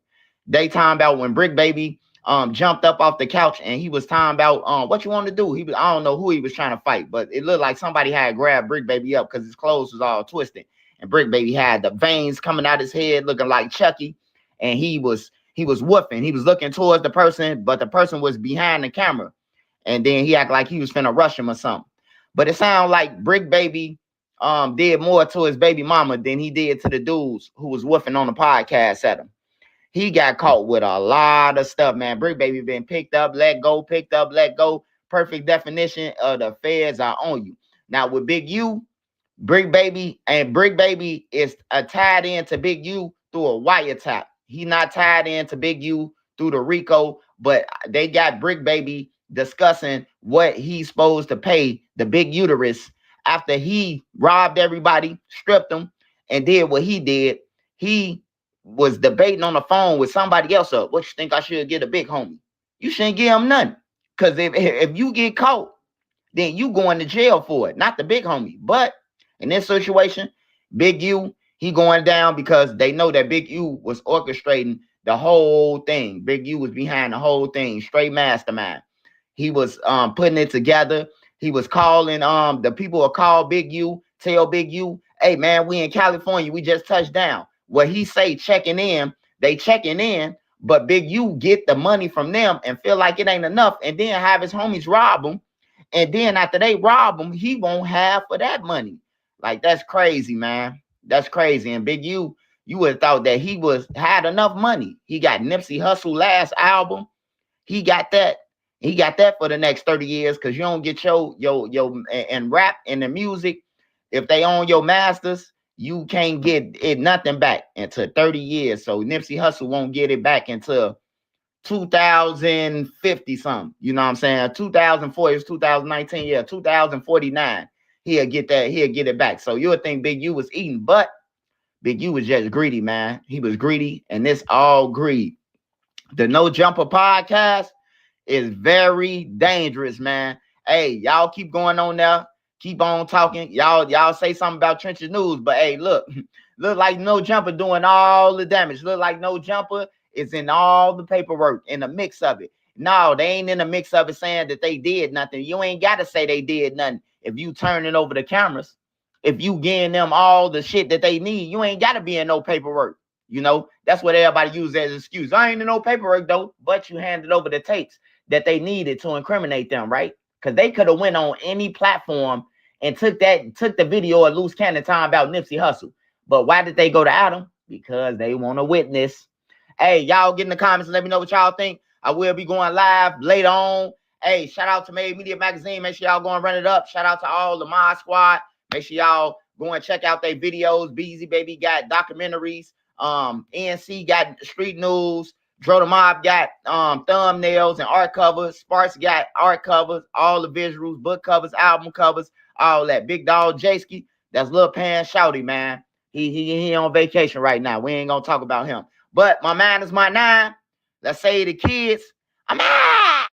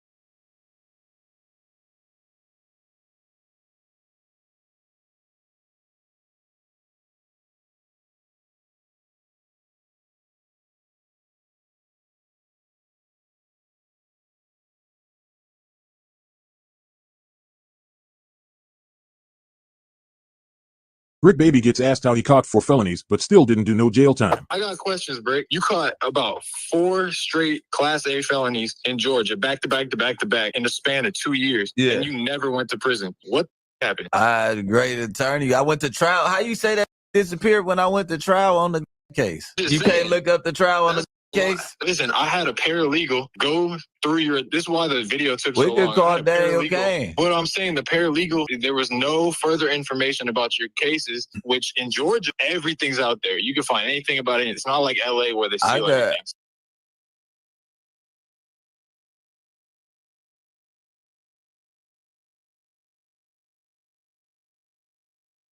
Bricc Baby.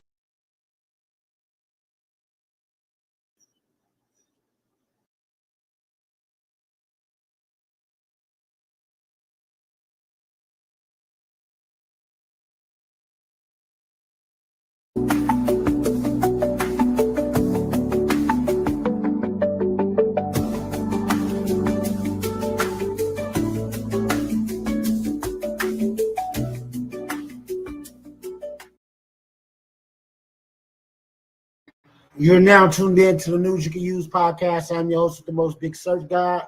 And today, our focus is on Bricc Baby.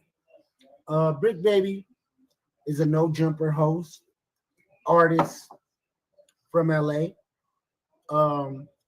Mostly known for being with MPA and PB Longway. Done a lot of things in his career, you know, with Young Thug and a lot of people, Lil Durk, in the beginning of their careers, who is now in part of a RICO with Big U and Loose Cannon. I don't really know the due diligence of how they putting these stories together, but I'm thinking it was from podcasting. Maybe just talking too much. But let's jump into it. Let's get going. And this one is Bricc Baby. We got Nina Boy. Shout out Nina Boy talking about Bricc Baby. Let's get it. Finance conversation long before he went to jail. Oh, he gave him money and da. Wack put that out there first. Yeah, that situation just. I feel like you don't need people to defend you, Adam. Pretty People are much gonna everybody back you. already knew about that situation where I bailed him out when he was first starting to work here and stuff. But I just am having a hard time with the logic of you should have never given him money in the first place. But then once you give him money, you're no longer allowed to. You now have to keep giving him money. But then also, if there's people, if he created a narrative in which I wasn't giving him enough money, then I'm not allowed to speak out and defend myself. Now, is it kind of ugly to like name the exact dollar amounts? Sure, maybe, just because that's kind of stuff where it's like then everybody knows, oh, Bricc had to borrow $7,000 or whatever. Like they know like the dollar amount that he didn't have at that point, which I don't know if he like actually didn't have that money, but like he needed to borrow that money. I guess that tells you something about his finances, and it's kind of ugly to talk about people's finances. That being said, if you put an attack out there, which granted it was a vague attack, but if you put out a narrative out there about me, I feel like it's very much within the realm of reasonable conversation to say, I let you borrow exactly this amount, and this amount, and that's why I feel like you getting on my case or putting out narratives about me saying that I'm not doing enough for you is kind of fucked up. I don't think the truth can ever be that wrong to put out there into the world. Wack always says the truth can never be disrespected. That I disagree with. But I do think that as a general strategy, putting the truth out there is usually not that bad. It might not always be the best strategy, but it's also not really a bad strategy, because now the whole world knows, anybody who cares about it knows exactly how much money I gave them. And I've been completely transparent about that. That's probably better than people not knowing. People might think, oh, he's asking Adam for $20,000 or $40,000 or something like that. Or he's asking Adam for $100 and Adam won't give him $100, which all of these numbers color the situation very differently. There's a lot of different, like if everybody was like, if everybody thought, oh, Bricc is asking for $100,000 for a lawyer and Adam won't give it to him, and I said, no, I can't give you $100,000. I think everybody out there would understand that. They'd be like, that is an egregious amount. Even if you said, I'm not giving you $7,000 or $5,000, because everyone understands that this is his job. Right. This ain't like just we homies up here hanging out. That man called you. I promise you, he didn't call nobody before he called you, because he knew you were the only person who was going to be willing to give that to him. I don't know if that's true, because number one, people like 21 Savage apparently gave him money when he got home from the last time. He does have a lot of different connections. I'm telling you right now. People with money. I'm telling you right now. They didn't ask me for any money until like a month after he got arrested. So I don't think that there's any way that he wasn't also talking to other people. Yeah, because a month later, bills and shit are due. Right. But what I'm saying is, I'm telling you, you were the first and last person I do call. But there's two I things. bet my life. But there's two variables that need to be looked at. I think the reason why he felt like entitled to that, despite the fact he's not working, is because he's seeing a bunch of his name and the way it's being monetized. He's seeing Flacco dropping a gang of content on him, making money. He's seeing No Jumper, which granted, he worked as a part of No Jumper, potentially capitalizing off of his name. So he's like, hey, that's why he spoke up. You feel me? I don't like that narrative, bro. That's why that broad talking about some she paying everybody bills. What's her name? But that's a really excessive way, that's over whooping like a motherfucker. But there is a little bit of truth. But then again, it's not applicable in Loose Cannon's case, because Loose Cannon was never a part of No Jumper. Sure, he's made a few appearances and stuff like that, and we with Loose, but Loose has never been a No Jumper employee. Bricc sat down next to the two of us for a year and a half straight. So, it's a little bit different. On top of that, Loose can't ask me for shit. No offense. I fuck with you, Loose, but like, I don't really know you like that. You came on the podcast 3 times. I feel the same way about the Loose thing as I felt about the Famous Richard thing. Like, Famous Richard was on the podcast just as many times as Loose, and it's like, I just don't like. I don't know you to the extent where I feel like I need to get involved and pay your legal bills. Adam, you're an enabler.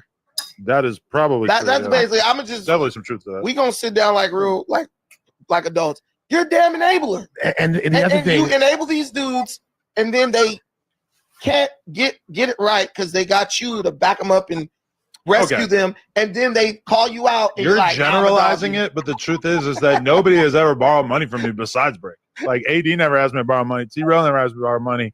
All the guys, I can't think of any of them. I mean, maybe like back in the BMX days, I let people borrow money a little bit, but for the most part, I don't want people to have the idea that like just because you work here that I'm also like your lifeline if anything goes wrong. I've been down and out, and I didn't ask this dude for a cent. Your parents are rich. Don't matter. Like you ain't never hitting the ground. True, but they're not. But like, there's times where I couldn't get money from them, and it was like, you feel me? Like, because they doing to you what he should do to these my people. parents are starve them out. My parents are doing just fine. My parents are chilling.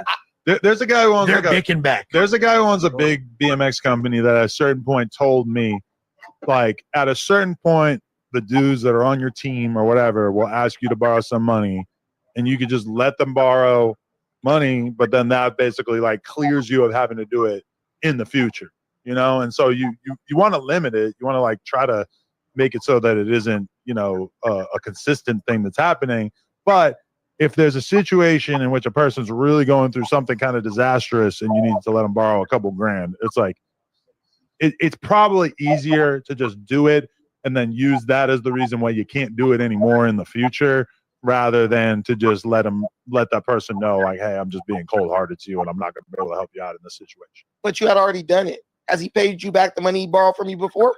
No. Okay, I mean, at this point, once you catch a Fed case, I really feel like, okay. Yeah, and just like, because for full transparency, I spoke to Bricc a few days ago, man. That's a huge financial obligation that his lawyer wants from him, and it's a very, very, very expensive thing he's going through. Why are you saying that like I'm supposed to care about that? Like you play stupid games, you win stupid prizes. That's not the point. I have no issue with Bricc Baby. What I'm saying is, damn, bro, you get the guy, but you're loaning him money. I just gave the perfect analogy. It's like feeding a stray cat and then complaining because it's showing up on your doorstep. The whole point is, if these guys been around this long and they haven't been able to pick up enough game from you to be able to have their own stuff popping to where they got some hundreds of thousands in the bank, it's not your job to loan him money, and it's unbecoming of him and you for you to talk about him online, but for him as a man to be in a position where he can't pay his own bills. So that's the so that's the situation with No Jumper and Bricc Baby. I guess it's about money, but I feel it like if you're using me for content like they're doing right now, you're gonna make that money back off of my name. So just go on and shoot me a couple dollars. I don't have to be there physically to make money with you. You could just use my name and talk about me, and you got 40K views in one day. 46K. 46,000 views, not 46K, y'all. Don't get me into that type of shit. But yeah, 46,000 views in one day. I don't know how equivalent that is to payola. I don't know what type of monetization or deals Adam has, but y'all gonna make it back off content anyway, which you knew. All right, we're back. The Adam 22 channel. It's been long dormant, ignored, turned my back on it, to be totally honest. But solo content, I'm gonna be real, I haven't done it in a long time, but I feel like I got something to say. I don't always want to wait for the podcast. I don't always want Lush breathing down my neck, getting in the way of my topics. Shout out to Lush. But today, you already know what I'm going to talk about.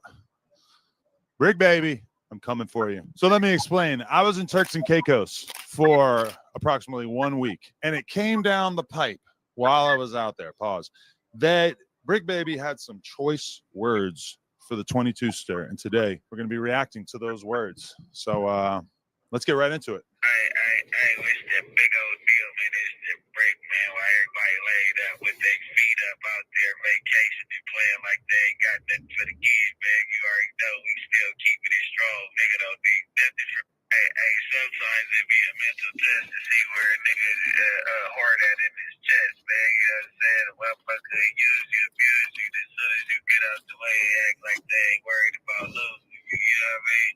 Okay. So if you didn't catch it, this is a thinly veiled shot at the 22 stir. I I was on vacation. I did have my feet kicked up. But let's talk about Bricc Baby.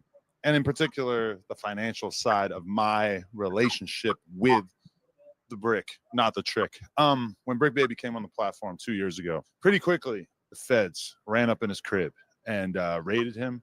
He needed money to get out.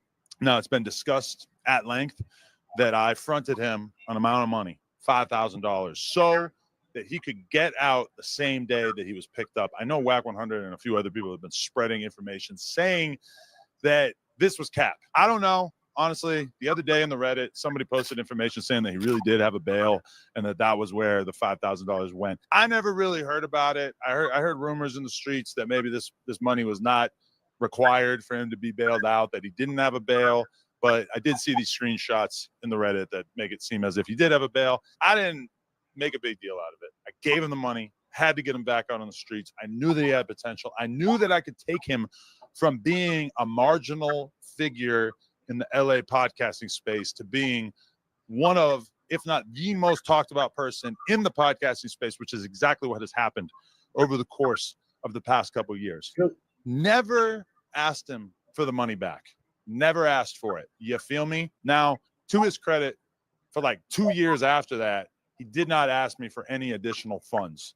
So from my perspective, you know, I was just like, okay, whatever. This is part of doing business. I gave him the $5K. I'm not going to bring it up again.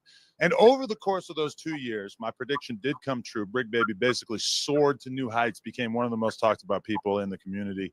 And as far as our relationship, I would like to think that we actually became something like friends. We got closer and closer, spent time hanging out various times, went out to a lot of different parties and stuff, basically formed a relationship that honestly was a little bit more developed than the type of relationship that I've formed with most of the hosts that No Jumper has had over the years. Fast forward to a couple months ago, Bricc Baby reaches out to me again, asks if he can borrow a couple $1,000s for, I don't know, he was like moving into a new spot or some shit like that.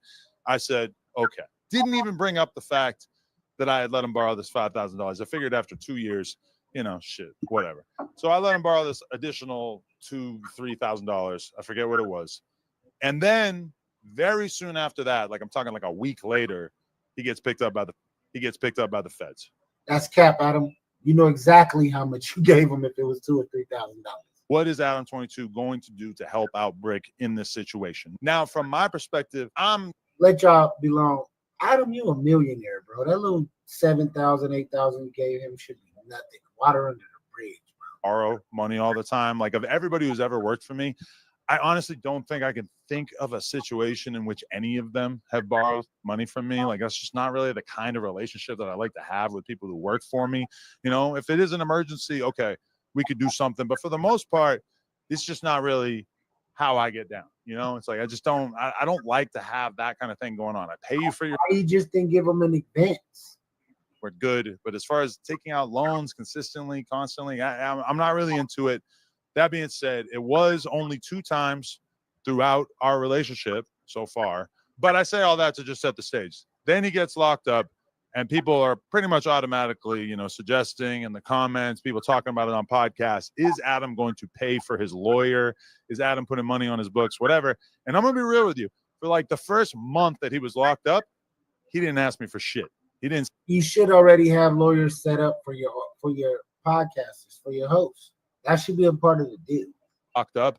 It is kind of weird for you to get locked up and then be, especially when you got them talking about the subjects you got them talking about and putting them in the situations you're putting them in. You should have lawyers set up for that. How I'm willing to help you out financially in addition to what I've done for you previously. I feel like you should be upfront about that. I've talked to Bricc on the phone a whole bunch of times since he's been locked up, including like the day before. The day before this video came out, and it was none of this energy at all. And in addition to that, we've got people like Sharp, who don't got a pot to piss in, who ain't done nothing for Bricc, who can't do anything for anybody because he's dead broke. He's coming out, making YouTube videos, doing streams where he's passing judgment on what I've done for Bricc. Keep in mind, I've had Bricc on salary for 2 years straight. Even when he was missing shows, even when he was out of town doing whatever, never fronted on him in terms of the money. Now we've got Sharp, who, you know, Sharp has never done anything besides sex traffic women and be ugly. And he's out here trying to cast judgment on me. So let's play the Sharp clip. Pretty much, if he is to get out, or, you know what I'm saying, even hits the streets, they don't want him on that podcast at all. They want him to resign from it, like, be done with it. The feds do not want him on No Jumper no longer. I'm telling you facts. This isn't what I think. No, it's what I know. So if this is true, this is the first and only source that I've heard from that has specified this in any way. Do I have concerns about Bricc Baby returning to the platform? Yes, obviously. That would be kind of interesting, and I would wonder about the level of heat that it would draw to the building. Obviously, things like the gun that they saw in his waistline that I didn't see and that I don't think the comments saw, but that was pointed out in his bail hearing that he had a strap on him. That kind of thing is the kind of thing that I would want to really be on point with. But the idea that the feds or the cops have told Bricc that he's no longer allowed to be on No Jumper, this is a Sharp narrative as of this point. Like, I have absolutely no idea if this is a real thing or not. But it does seem kind of odd if this is something that Bricc told Sharp and didn't tell me or anybody else from No Jumper. I mean, keep in mind, Bricc and Sharp have had a weird relationship over the years, because when we fell out with Sharp, Bricc talked hella shit about him on the platform and then basically continued to be friends with him to some extent, which I always thought was a little strange. But either way, I mean, to me, this is just a completely invented Sharp narrative as far as I know. It's kind of odd that he would know about this and I wouldn't know about this. But let's keep going. You know, to a lot of you dummies, because it went to prove, because everybody was screaming, oh, they're going to be out on Wednesday. No, they're not. I knew it when it came to the bail hearing and how things play like that. They're just giving them that. Now you got to appeal it. And then, to hear, when he was calling, Adam, he ain't answering, or whatever the case may be. He's calling people and they not picking it up. Now they're avoiding him. Why is that? Boy, why aren't you answering Bricc calls? Another Cap Sharp narrative. I have not been ducking any phone calls. And keep in mind that his baby mama has been in communication with me, talking to me, telling me what time Bricc was going to call and everything.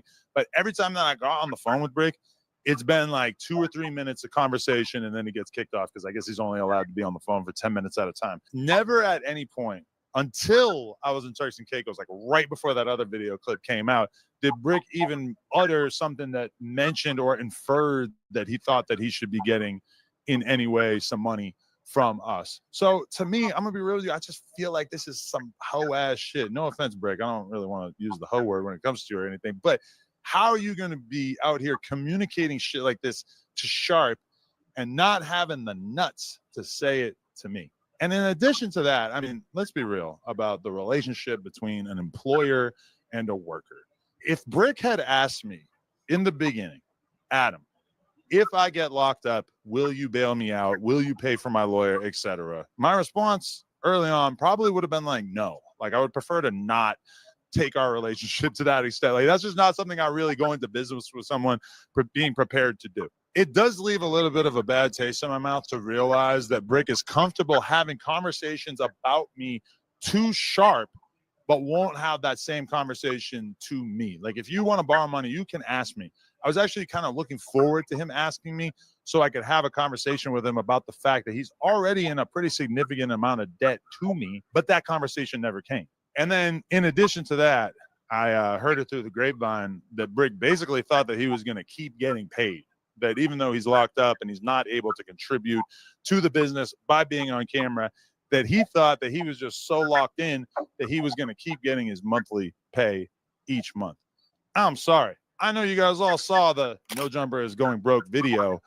We are not in the best financial state right now. Me paying someone to be in federal prison doesn't really seem realistic. Y'all been making content about them for the last 2 weeks. Why is it that he ain't received a paycheck?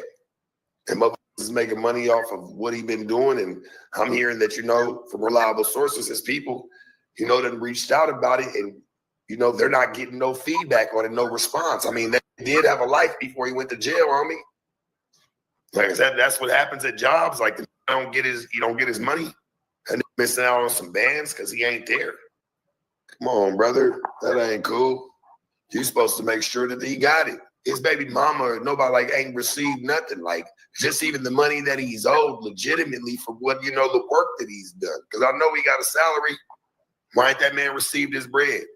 Like, what's going on? Sharp is basically alleging that No Jumper has not paid Bricc the money that we owe him. Well, he obviously has absolutely no knowledge of this because I would gladly open up our books and let everybody see the fact that we paid Bricc for exactly the amount of time that he was on the podcast. So this is ridiculous. This is just totally fake. Sharp, again, basically a bum at this point. He's on the verge of homelessness. He's going to go back to Vegas and continue his sex trafficking career at the truck stops in Vegas. And apparently he's just trying to get one little tiny moment of clout by calling me out. His YouTube channel is in the fucking dirt. And so he's out here spreading misinformation about me. Sharp, use a hoe. Use a hoe commenting on real business because you've never ran a business. You're doing live streams for 200 people for 6 hours every night. I know this video is not about Sharp, but it's just so hard for me to hold my tongue when it comes to describing what a hoe-ass bitch Sharp is. Okay, let's just go back to the Bricc thing. I guess I just wanted to make this video to clarify that I'm not on any weird shit. I'm not on any disloyal shit. My perspective is just no. I'm not going to keep you on the payroll while you're locked up. That's just not, that's an abuse of the relationship that you think that we have. It's like, there's probably a lot of people in your life that could help you out with money. And I have nothing against giving the guy some money for commissary, helping his girl out with whatever. It's just at a certain point, you've already worked up a significant debt with me. It takes a lot of nerve to make YouTube videos basically throwing shade at me when realistically, I'm probably the person who showed you the most love in recent memory. Now, that being said, Bricc, he's locked up. He's detoxing off perks, I'm assuming. So he's probably not in the best mental state. I'm not turning my back. No, but actually, that was a back on him. That was a shot. Adam, boy. Don't really agree with and don't care for. So we actually do have plans. We've got some free Bricc Baby shirts that we're going to be dropping in the very near future. The proceeds from that are going to him and his family. And in addition to that, we do have a live stream coming up in the very near future, probably by the end of this week.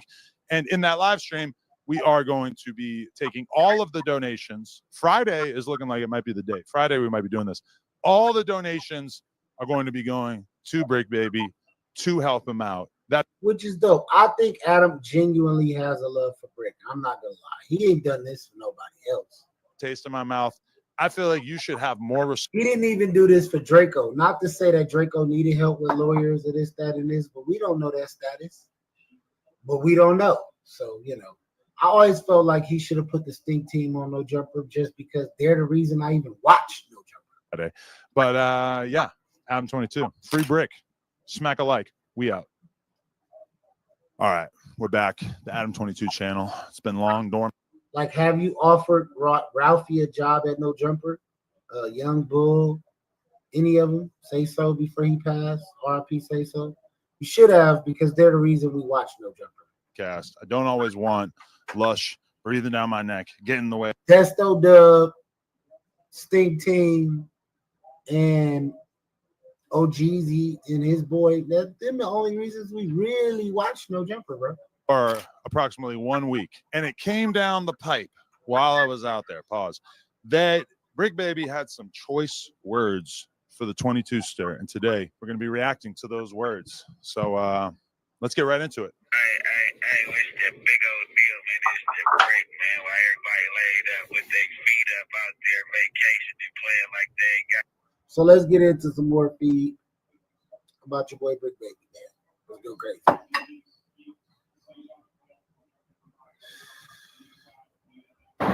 Man, evil passing sicknesses around. If I done spent $800 for this video shoot, I would have just stayed in the house.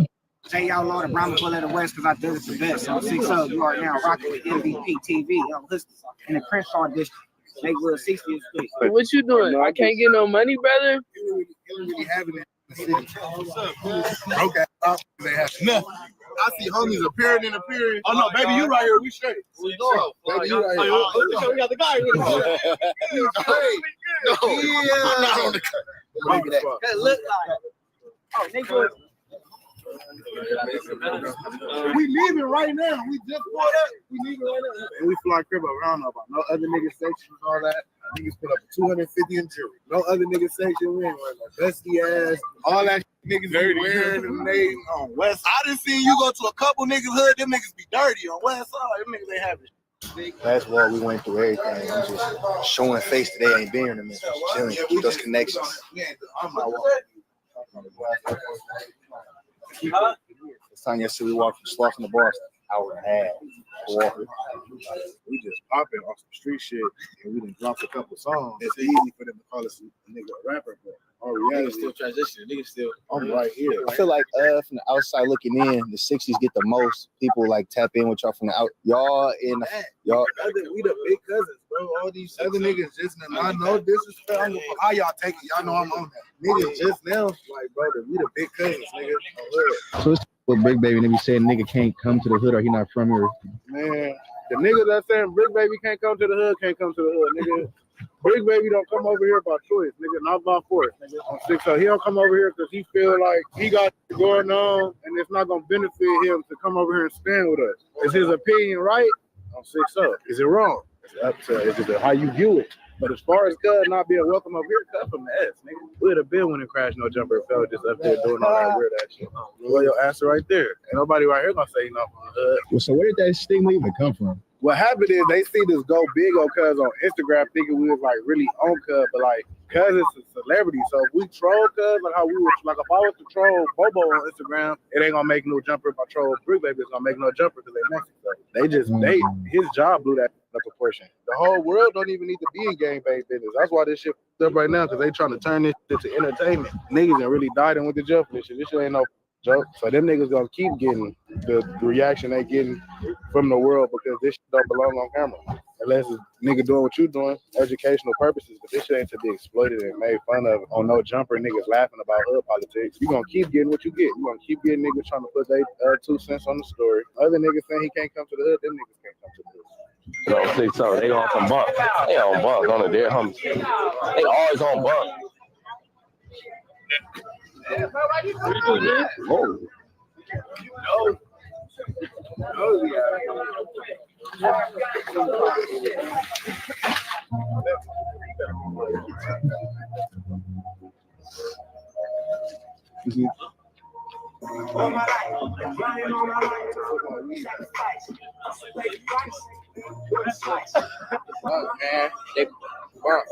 I got a call. No, just checking out. Just say hello. Huh? Just say hello. Bro, it was in the middle. Huh?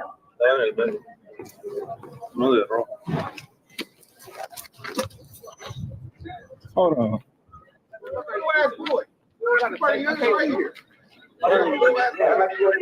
Bro, he ain't doing nothing.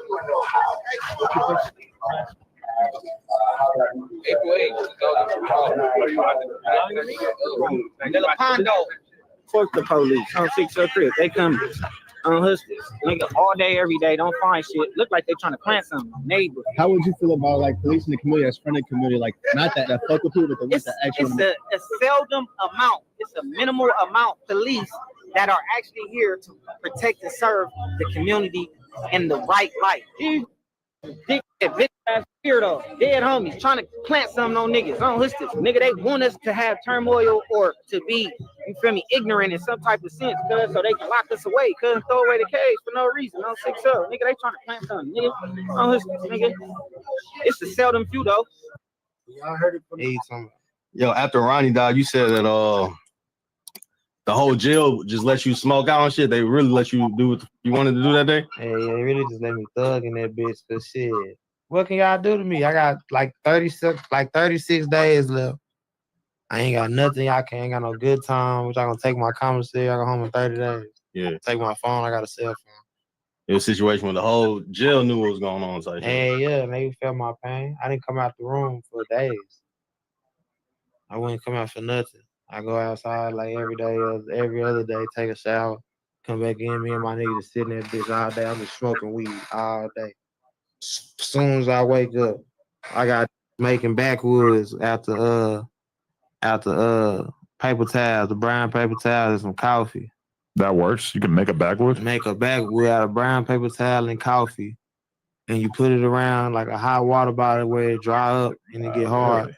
like a backwood. Roll them bitches up. I'm rolling real weed and wax, cigarettes and wax. All I did was smoke all day. Damn. You said Bricc Baby had said something that you ain't like. I ain't like that shit. What do you say? I don't know if he was in there, but you was I don't in know there. if I don't. The What do you- nigga, he was just playing like with Chucky when he ran. Anybody shooting a gun at somebody, you better run. Like, what he talking like? He was like, oh, that shit, if you ran and left his baby. What the fuck can he do for his baby? What he gonna hold her and take the shots or anything, bro? Like, people act like this is a movie or something. Yeah. This ain't no motherfucking movie. Ain't nobody Terminator. Them bullets start coming. You seen people put their babies in front of them. Now people don't know what to do. Yeah. When it start being my life, what's going on? Don't know what they're doing in that situation. Just be talking. That shit was weird to me. You got half a second to make the decision, and realistically, if you run away from the car, you're redirecting where they're going to Man, be that's shooting what at, the right? smartest thing was supposed to do was get away from that car. They shoot where my baby at. Yeah. That's the smartest thing you do. If I gotta shoot back, I can't be shooting through the car to get my baby in there. That's what you're supposed to do. But any real nigga that know he been in beef or war, know that's what you're supposed to do. Hey, you talking about? You really not supposed to have kids with you if you know you be in shit. Like I said, my brother don't be in shit. So, like with me, I'm not just sitting dry riding with my kids through the hood. And if I am doing, I'm on bullshit and I'm bucking. Other than that, that's not the smart thing to do, man. So Charleston's saying that you seem angry and bitter, and he thinks you're going to go back to jail. You agree with that at all? Angry. Yeah. I ain't bitter. I am mad. I'm pissed off. Wouldn't you be? Yeah, for sure. People act like they don't understand my pain, but I know they don't. So fuck them. I never gave a fuck them. Kill or be killed. But are you determined to stay free? Like, are you doing everything possible to try to avoid that? I'm determined to win. By any means necessary. Mm. As long as I win, I got kids to take care of, a bunch of them. My sister got 4 kids. My sister right there got 2 little girls. My brother and them got kids. So how many kids you got? We got kids to take care of, brother. And I don't come from generational wealth. I'm the first rich out of my family.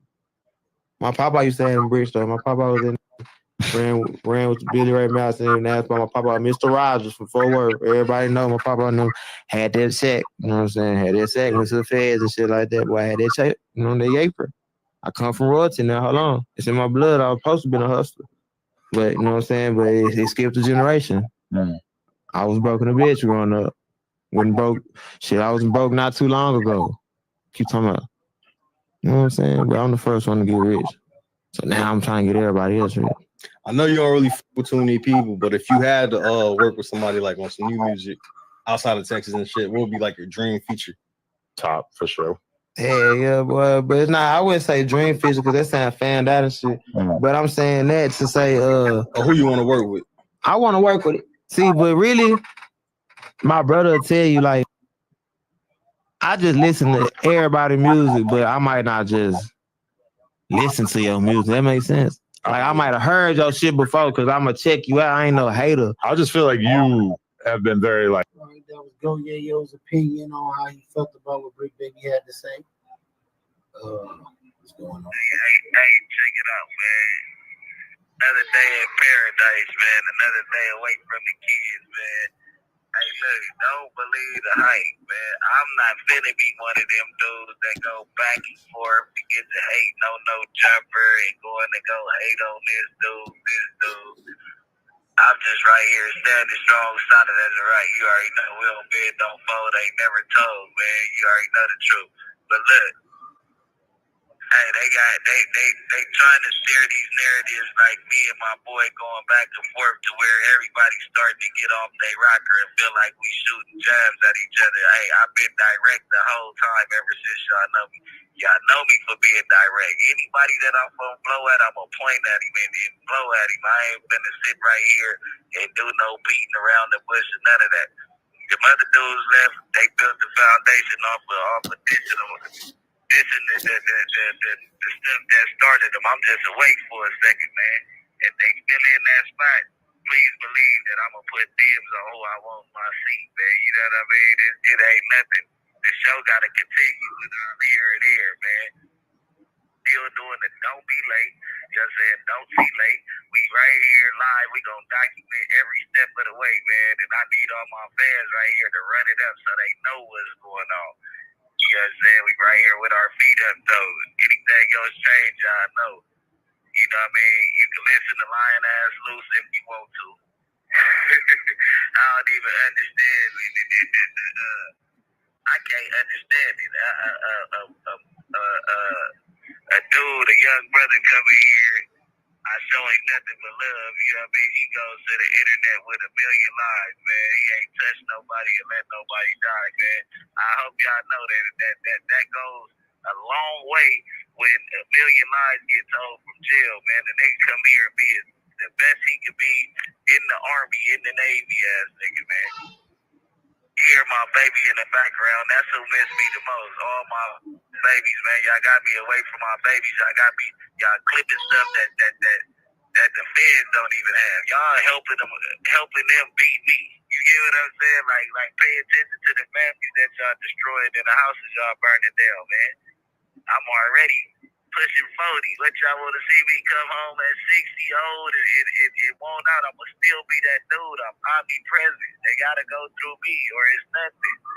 You know what I mean? If it ain't me, it don't do numbers. If it ain't me, it ain't nothing off the back. And the next time I run some fades, you know what I'm saying? I'm going to let y'all know and give a nigga a breather. Nah, but hey, don't be late, man. I'm just right here popping it. It's all good. Another day in paradise, man. We still live for the fans, live and direct, man. Y'all want a nigga in the shoe or something, keep on posting the type of content y'all posting, man. Leave me alone. Y'all up my family. They got a thank you button with a dollar sign, man. You understand me? Go ahead and go hit that for the babies and all that. Since y'all want to tear down the legacy. You know what I mean? I post Zoe cash up y'all. You know, run it up. She need gas money. We did it. Oh, wait. We went electric.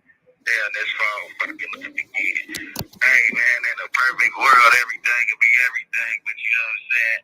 The motherfucker ain't got enough to talk about except for the Bricc, man. They gonna throw riches in any program, man. You already on the street. They ain't never pulled up for you, you big booty bastard. I don't know why you keep on talking about me, bald head punk. Yeah, green people point. I don't even know why nigga even talk about me on the show. You done already lied to the nigga about some bail money from last year. You want a friend bad, bro. Don't nobody with you, bro. Or your what is your protege? He done rolled it up and got up out of here. He still making videos like he right here with me, man. You know what I'm saying? I'm still undefeated at this shit, man. You know what I'm saying? I'm standing tall through it all, man. You know what I'm saying? I'm playing basketball, I'm whooping ass for money. Nah, I just got my ass whooped for money today. But you know what I'm saying? I'm playing basketball, man. I'm playing poker, man. You know what I'm saying? Ass loose if he shower every day, man. Have he got his shower shit together, man? You understand me? He works out and goes to bed in the same clothes that he works out in, man. When I tell you a green grape, man. You understand me? But I ain't gonna keep on politicking on the motherfucker to give him more ammo than politic with me. I know he up there in everybody business upstairs. The Blackstones asked for a fade when he walked in up there. He for sure turned it down again like he turned down my fade. I could keep going. But he got a lovely wife, and I don't want to put her in the middle of all the drama because she is a good person at the end of the day. She just got to do what he say. I know it sucks to be with a liar, a nigga that lie every day of his life. You get what I'm saying? Can't tell you the truth about what he ordered off a store list. This call is from a federal prison. Some of the scariest shit I've ever seen in my life, man. But like I said, shout out Trap Lord Ross. Shout out Poetic Flacco. He's for sure holding it down. Shout out Mikey. Shout out the whole No Jumper Scott. Donnie, A1. You know what I'm saying? From day one. Compton Rick Rock, A1 from day one. Who else been holding it down, man? For sure, my family. I don't want to get to screaming everybody's name on the phone, but you know what I mean? Everybody that I done reached out to, man. TLR, man. We got more documentation coming soon. Me and him, we finna start chopping it up at least once a week and give y'all something to listen to, man. But other than that, man, yeah, shout out my brother Flacco, shout out my brother Remo. I don't want to leave nobody out. You already know that's no dub. That's nigga brother. That's automatic. We ain't even gotta say nothing about that. You know what I mean? And all the ones that ain't on the internet, you know, my crew really don't do the internet shit. You know, Conrad for the app. He's always gonna be, you know what I mean, my twin. Shout out Gordy, fat ass, cry baby Gordy. You know what I mean? Like shout out the whole squad. I still got my management. Danny and Hazel, they holding it down. My wife, you know what I mean? I could go through a million shout outs, man. Shout out Blue Stain and everybody that's in here, maintaining with a nigga, obtaining with a nigga, man. But the lies have to stop. You know what I mean? That shit follows you everywhere you go. You'll see. Because the way that he done lied himself in the jail, he gonna lie himself into something else in a second, man. But you know what I mean? There's no threat opposed here, you know what I'm saying? I'm armored down and protected by God in this month. I don't fear nothing but him, man. But you know what I'm saying? Until the next one, it's another one like the other one on your brother's son. You is the brick, not the trick, man. Don't see like this live from the bed or still in 5 South, you know what I'm saying? Running my mouth, popping shit, you know what I'm saying? And shout out the kids, man. Zoe, Kai, Sky, and Zai, fat ass. He ain't called me either. Tell my son, hey, the internet say, hey, Zai, call your daddy, man, or call in so he can call, man. All right, I love y'all. You know, and so that's kind of like a tricky balance. And I see a lot of people in the comments who clearly don't understand that is kind of a precarious balance, because, like, you know, people will be looking at it, be like, oh, Adam, to Adam, everything is just business. And it's like, well, this is someone who works for. Clearly, everything is just business with you, because you already didn't have his replacement sitting there for the brand. So it's like, yeah, it is kind of business. And at a certain point, it's like, I have to move accordingly, right? I mean, I'll say this. I've been in so many dire financial situations since I started working here, and I've never once asked No Jumper, you, or anybody affiliated with No Jumper for money in any capacity.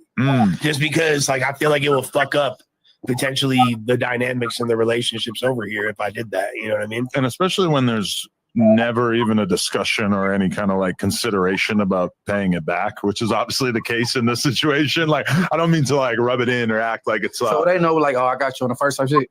Nah.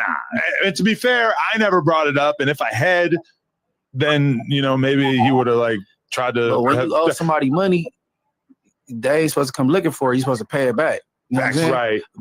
But have you ever been ran off on the plug twice? You ever been broke and had a rich friend? Never pretty much no to both of those. I never really had a rich friend, like, prior to all the No Jumper stuff. I never really had a friend who had the thing when you got a rich friend, like, you know, I know some people that make 6 figures a year, and them will probably be the people that I'm gonna lean on or ask. Some of them I don't gotta lean on or ask for nothing. They just gonna do it. But does that mean I don't pay them back? No, I'm gonna pay them back, because if you want people like that to stay in your corner, you can't run off on the plug twice. Have you ever been broke and had a rich friend? Never pretty much no to both of those. I never really had a rich friend, like, prior to all the No Jumper stuff. I never really had a friend who had more money than me that I was like real friends with, you know? Like, I always kind of was like the guy who had like a little bit of money, and then all my friends were broke. I've been broke with rich friends.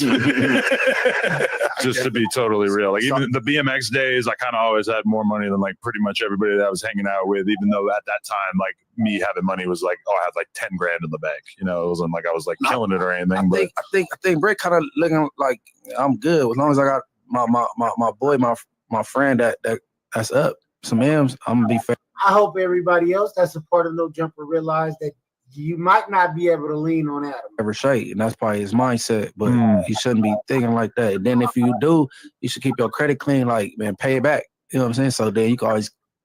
Munchie is right. Keep your credit clean and pay it back.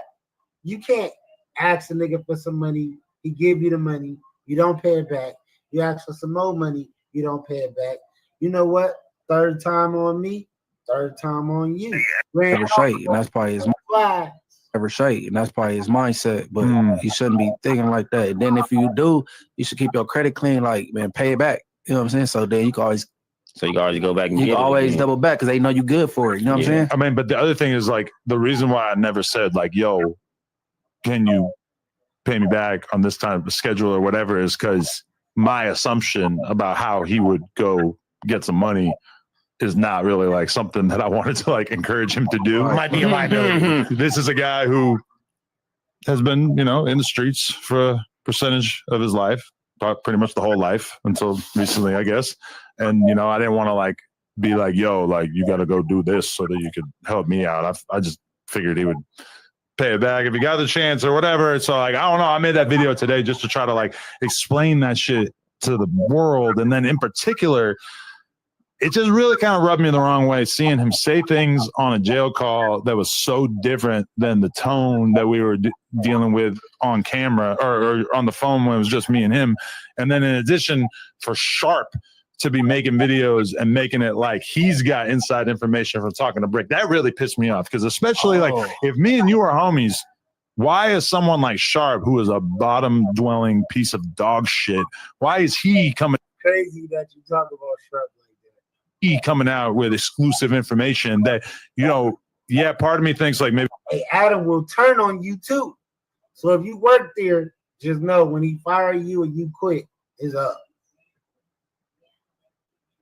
he coming out with exclusive information that, you know, yeah, part of me thinks like maybe Sharp was just saying that, but then part of me also is like Sharp swearing up and down in the video that he's like, I don't think, I know. You know, when he's making it 100% clear that he knows for a fact that this is how the situation is between me and Bricc, I got to take that a certain way. And if this is really your boy and he's saying that and it's not coming from you, then you should probably have something to say about that. I think a lot of people's like rebuttal. That's crazy. But that boy will turn on you real quick. So y'all be very careful when you go to No Jumper and you go get a job, because he your friend 1 minute. Or question that they would have for you in this moment isn't No Jumper kind of like capitalizing, or people think that No Jumper's making a lot of money off of Bricc still, and like this, so he deserves compensation. Y'all talking about him right now from his name being just so prominent. 135,000 views 2 weeks. From his name being just so prominently featured. One thing number one, we're going to talk about what's in the news no matter what. That's just what this business is. So it's like, you know, if Brick's in the news, For Adam, it's just a business. It's content. From his name being just so prominently featured. One thing number one, we're going to talk about what's in the news no matter what. That's just what this business is. So it's like, you know, if Brick's in the news, we're going to talk about Bricc. If it wasn't Bricc, if T-Rail got a fucking murder case tomorrow, then yeah, we're going to make money off talking about T-Rail, you know, but It's whoever you can get $1 off of, bro. You just $1. You know, but or Yuri even for that. Or Yuri, yeah. Fingers crossed somebody wipes him off the face of the earth. But that being said, he wishes death on people. That's you know, but or Yuri even for that. Or Yuri, yeah. Fingers crossed somebody wipes him off the face of the earth. But that being said, I actually feel like, you know, probably the Bricc experiment was not really, I feel like we were probably in the red up until this time period. So like, if anything, us having so many conversations about this on camera was probably like the thing that maybe like bumped it over into the black. But then also like understand that there's a lot of stank on the brand right now. And as illogical as it is from my perspective, there's a lot of people that are not really excited to be on the No Jumper platform because they are kind of looking at it like a Fed adjacent podcast. Yeah. You guys are giving feds for sure. At this, like y'all giving Rico vibes. At this point, I've heard this from quite a few. How the fuck did No Jumper connect with Vlad TV, and then all of a sudden everybody started going to jail? It's a little weird to me. At this point, I've heard this from quite a few people that have been trying to like get us interviews and stuff like that. And from my perspective, this really doesn't make any sense at all because nothing that happened. Oh, y'all the police, bro. That happened. Y'all got the police on your show. That happened. Wait, if you were someone. Oh, we ain't gonna get that. Let's go back. That happened on this podcast has anything to do with why these people are locked up. Now, the fact that they didn't get bail definitely is partially related to it. But, you know, I mean, they didn't get bail because they have financial. To be fair, like it's just we may have had like a brief bump in views as a result of the Rico, but I also feel like the amount of interviews that we have not gotten to be able to do as a result of this Rico is also pretty significant, and I'm not holding. And then No Jumper going broke too, right? I mean, be honest, people. Do you think Adam would turn Fed to stay out of jail if they asked him for footage or information or this, that, and this? Do you think Adam would turn? Y'all jump in the comments and let me know. I'm not holding that against him because that's not really like directly his fault or whatever. But there, you know, anytime something weird happens, like in the No Jumper brawl, the infamous loose cannon No Jumper brawl, that definitely is an example as well. Like there was definitely people who did not want to come on the platform as a result of the fact that. How's Wack the only person that's not in jail when we know his hands ain't clean? Result of the fact that they saw this vicious beating take place at No Jumper, you know. So, but did we get a temporary burst of views from talking about that fight? Yeah, sure, but it probably wasn't really worth it in the long run. Do you think that in retrospect it might have been a good idea, like when he initially got bailed or borrowed that money, that you guys made an arrangement at that moment, like, hey, we're gonna take 10% of every paycheck until this is paid back? Or that is a good idea. That is the kind of thing that if I was a little bit more business savvy, maybe I would have done that. Department. Right. But honestly, that's the only time that somebody who was like a host, like AD never tried that with me. House phone. While he was at No Jumper, I don't think he ever did that. You know, I've helped him out like at other times financially and stuff, but it was never like. As you said, House phone help you build No Jumper. It was never like that kind of thing. I mean, I never really had somebody who was. House phone had a better fan base than you did, Adam. You were a little lame back in the day. You were so high off coke and all the shit you was doing, and lean and perks and shit. Nobody really gave a fuck about what you was talking about. It was never like that kind of thing. I mean, I never really had somebody who was trying to like do that sort of move. Jump in the comments and tell me, do y'all feel like No Jumper is the feds? I mean, you guys are turning into the original Vlad TV. Shout out my boy Trap Talk Podcast. Y'all go tune in to Trap Talk. We going crazy today. Trap, I'm gonna send you a link. If you want to jump on with me, you can. We definitely could chop it up about this shit. But yeah, we going crazy today. You know what I'm saying? I don't know, man. They seem like the feds to me. Let's get back into it. It was never like that kind of thing. I mean, I never really had somebody who was trying to like do that sort of move with me, of like trying to get me to pay for a bunch of stuff, you know? So I don't know. So he up to 8 bands right now? Yeah. I'll be real with you. It's not like I'm like thinking that I'm gonna, oh yeah, one day I'm gonna get that 8 bands. I have written it off. He can have that. I think it was 7 actually for the record. He would have been working it off if it was me. Yeah. You know what I'm saying? Like, What you say? That nigga would have worked it off if it was me. That would have been the smartest thing to do. Like, how you gonna keep somebody on payroll and they owe you money? When did you expect them to be able to pay you? You already had chunked that up as a loss because you already had a future plan, Adam. We're not stupid. You're 10 steps ahead. Look at Adam's face in this picture. Do you look like somebody that ain't 10 steps ahead? yeah, like I would have said, well, you ain't gonna be getting paid for a minute here. Just trying to chase some You already got paid up front, you know what I'm saying? I mean, yeah, like people will like take advantage of you as much as they can up until the point, like if they feel like they're able to, they'll just do it. You know, I've seen that a million times. And so for sure, part of it is me just being kind of lax, you know, which is in general on No Jumper. Like, why have so many people been like, why are people able to, you know, swear and smoke and drink and get into all these crazy stuff? Like at the time, remember when like Bricc and DW had like their own podcast and it was just like a total shit show every night? Each have their own. There's 2 different podcasts. Yeah, and they were getting money off girls to come advertise their wigs at one point. I mean, that is a direct product of the fact that I just gave them way too long of a leash and was just not instituting any degree of control over it. You know, it's like if you niggas was getting their bag outside of you because you ain't paying them enough. This nigga's giving niggas like $200. You make it that easy for somebody to make money off your platform without cutting you in or whatever, then they're just gonna do it. You just have to. I gotta realize 1 million views is equivalent to what? Jump in the comments and tell me how much you think 1 million views is worth. You make it that easy for somebody to make money off your platform without cutting you in or whatever, then they're just going to do it. You just have to expect that. So I've kind of like learned that in business it almost doesn't count as somebody scamming you if you make it so easy for them to scam you that they feel like there's no possibility of a repercussion. Facts. Yeah, let's get into it. Sharp reacts to Adam turning his back on Bricc Baby, man. I mean, this should have been expected. When did we think that Adam was loyal to anybody but himself? Like, he's shown. Y'all jump in the comments. Y'all let me know.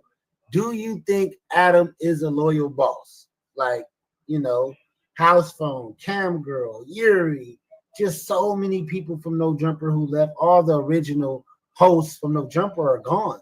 So do you feel like Adam is a loyal boss? Do you think he puts his host in the best position? Don't you think if he felt like Bricc Baby was doing or saying anything that would jeopardize his freedom, that he would have edited those videos and made sure that that didn't happen? Y'all jump in the comments and let me know, because to me, it seems like Adam is the perfect person to set you up. Adam is the perfect person to backstab you. Any hosts that Adam has had in the past, they've got into it. They've had words. It's not been cordial. It's not seemed like he's your friend. At the end of the day, Adam is for self. And once you're useless to him, he's going to run your name for content. Look how long he's been running AD, T-Rail, Duno, everybody's name that was a part of the podcast.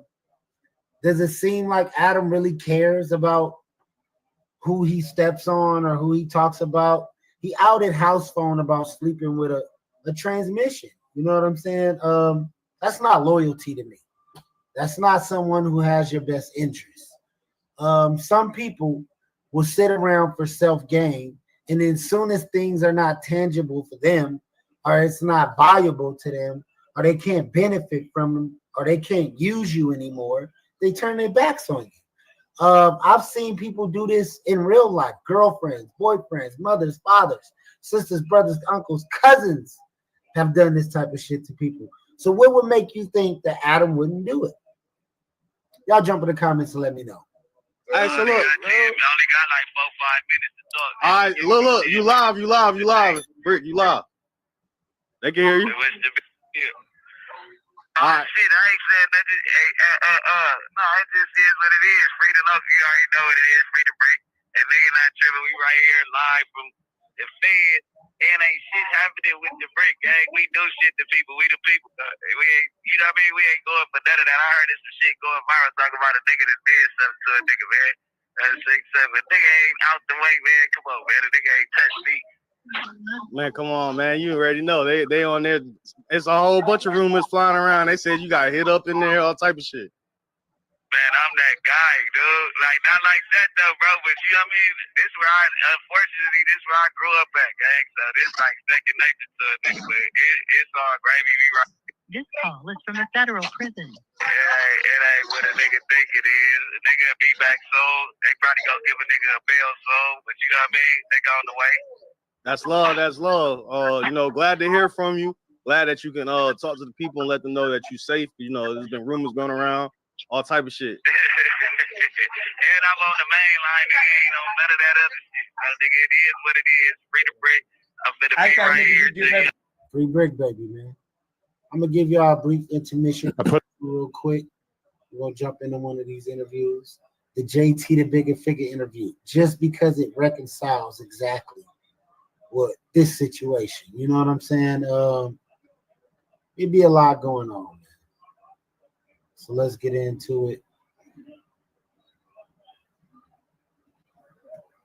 Let's go. But then I watch people lose their life over that lifestyle. I watch people lose their kids, lose their girl, lose their families. Penitentiary, you too early, you know, in life, young in life, ain't even 20 years dead, you know, the dead shit made me be like, I seen it for real. I didn't need to fucking rap about it. I could walk outside and somebody getting shot. Like, them niggas coming down the street shooting, or my partner got killed in real life. Like, I didn't want to glorify that.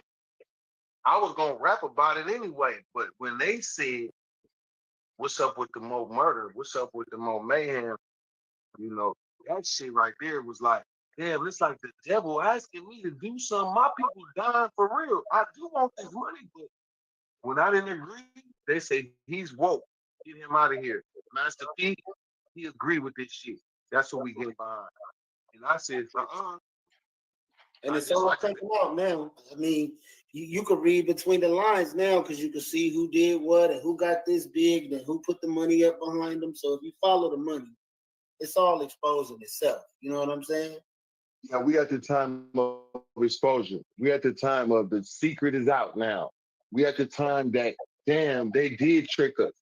Yeah. And now our children and our children's children, they want that same shit now too. They put it in us. We put it in our children. Our children put, like, I got homeboys that got 5 grandchildren already. I don't got one yet, but I got 7 children. I got 2 adults, but they ain't had no children yet. But I think, damn, my son's gonna be 30, and I had him when I was 20 or 20. Yeah, I was 20. No, I was 21. I was turning 21. Yep. So I was 21. So that means my son could easily be having a child that's 7, 8, or 9. But if he did, shit, that child will be listening to some pretty hard rap right now. These 10s, they like, you know, they like shit. They like Lil Durk.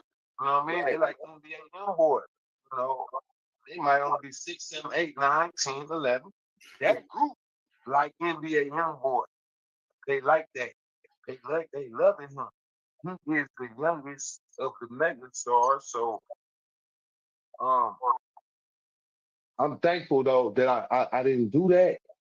And I don't regret not making the millions through that process. I feel I'll go down in history if I just stay true to the game, even if I hit for my millions in my 50s. Like you might be one of the first ones to ever really do it that way. Because when I was, we in the game, we do interviews, we talk to people behind closed doors.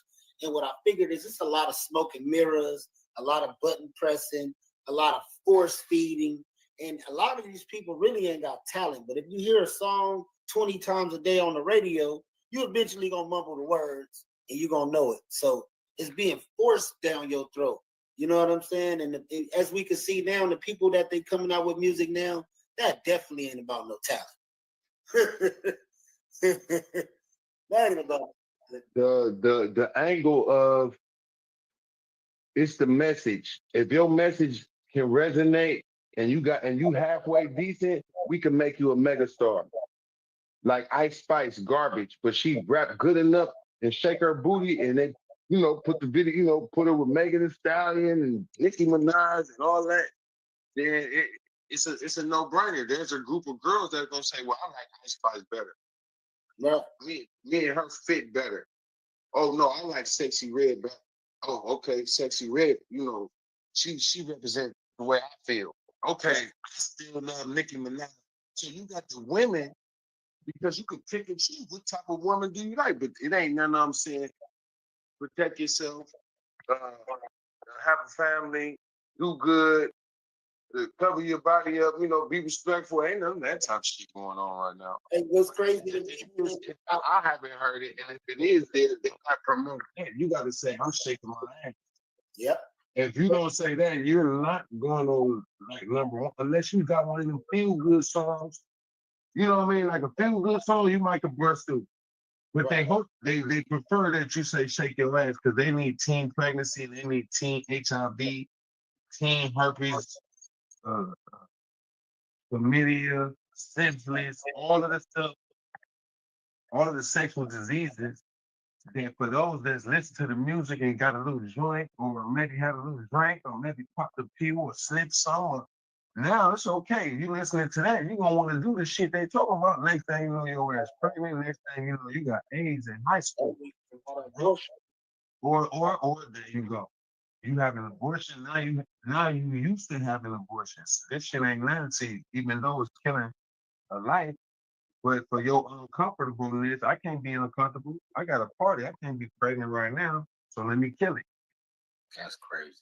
And a lot of ladies, they joke about it, but that's almost like That's like murder damn near on a smaller level, but the repercussions could damn near be the same thing. Like you see this baby and you let it get bigger inside of you.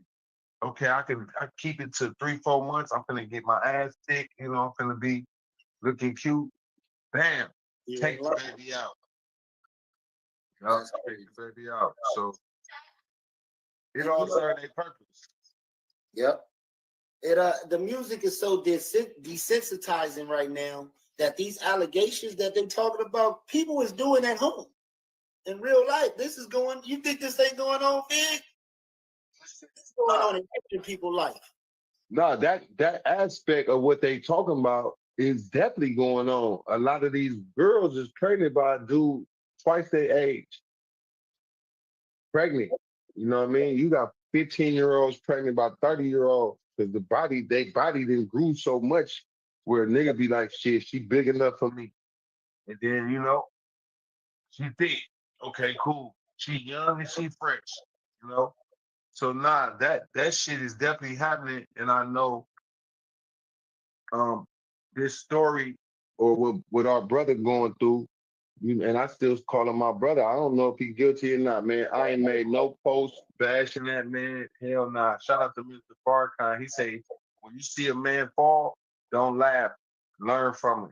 Because you might have some aspects of that same thing in your life. And all that laughing you doing, damn, now your ass falling. Now you getting the same thing that you was dishing out. When that shit come back, or maybe you got something in your closet. You've been hanging out with a guy that looked like a girl or some shit like that. Now they gotta, I mean, it's a true reality. So I'm staying in my lane, learning from it. As you know, if you've been following my career, you know I was getting slandered heavy for a couple years in a row. JT scamming, he on crack, he's robbing people. I mean, they had the worst shit out on me, right? And I said, the minister Farrakhan taught us, if you stand on truth, it's like a palm tree. In tornadoes, palm trees last longer than oak trees or one of them other kind of trees because the palm tree can do this. Yes. When the wind blowing, it might go this way, blowing your ass off. So I felt like when you're standing on truth, it's similar, right? That don't mean you can't still get knocked off because all the accusations and smear campaigning actually toughened me up. So if it ever happens again, I've already been through it. And if I'm standing on truth, then you can't smear me. You can make up some shit that could look right and get a couple co-signers, and they could be, you know, you could get on YouTube and say, man, JT robbed me with a shotgun a year ago. Right.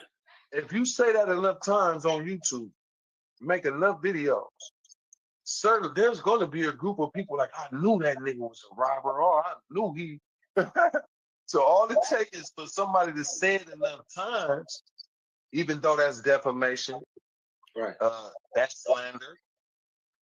But slander and defamation that's part of the shit. And for a nigga with a YouTube channel, he don't give a shit about spreading something. If I'm gonna do 100,000 views, how much is that in the paycheck? About 400-500. Right. Something. It's something nice, you know. It's something you could be like, you know what? I got a good check coming at the end of this month. I did 50,000 on this one, 30,000. I did Young Dolph Killer's scene at Keisha house. Man, you getting a million views for that one. Big U and Whack 100 almost have a fight at McDonald's. He said almost have a and they be having a picture or a video clip that just keep rotating while they doing all the talking. You can see this clip, but you never get to see it. They just trick you and talk you into a scenario with a headline and a thumbnail. If your thumbnail hard, you might do 1 million views off a thumbnail. It don't even gotta be that dope. It's your thumbnail was so raw. Cause I've seen some shit. I say this got 95 million views. What the hell? You know, certain things that got them crazy views, but this thumbnail made me click it. Man, what the hell is this? Oh man, that ain't got me, man. This shit right here.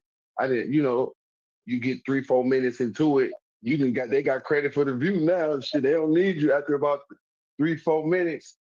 Or how many is it? 3-4 minutes or 10 minutes? I think it's for a view is about 10 seconds or something like that. 15 seconds. Nah. I'm talking about to get the real credit of the view. It's at least a couple minutes or something. Yeah. You got where you get credit for the view. And they like, shit, I don't care I don't care if you're mad. You know, if you leave this motherfucker on long enough, I'm gonna get paid off of it. So that's the danger of this new age where you could just spread shit on people whether it's true or not. Right. And if that man throw that fucking lawsuit out, the judge throw the lawsuit out, if he did do criminal shit, then the people gonna come because if it's enough evidence, then they can say, okay, we gotta press charges. But a lawsuit ain't charging. A lawsuit, man, I want some money, nigga. This about some money. They want. They want them. You know, when he gave that money at the first time, I said, "Oh, you fucked up, Diddy. You should have never." Everybody running and everybody brain to go put something in. But she knew something. He was like, "For sure, she knows something. Let me hurry up, get her out the way." But you know, one thing I can say, if a person ever had sex with him, right, and they wanted to be in a relationship, but he like, man, you know what this is? We just was doing that. Right. That was 10 years ago. You seeing what's happening now. Shit, I got some text messages. I got a picture sitting at his house. Shit, then he put my paperwork in and say he touched me. He held me against my will or anything like that is workable right now. That's crazy. With this Me Too shit and all this weird shit. It's workable. It's workable. It's workable. Like you can really put some allegations on somebody, man. And by the time from somewhere higher though. This is somewhere higher up. They didn't put her up to doing it. And once she did it, that's what it is. Now he can't put his face on a brand at all. If I was him, I'd sell everything I own right now.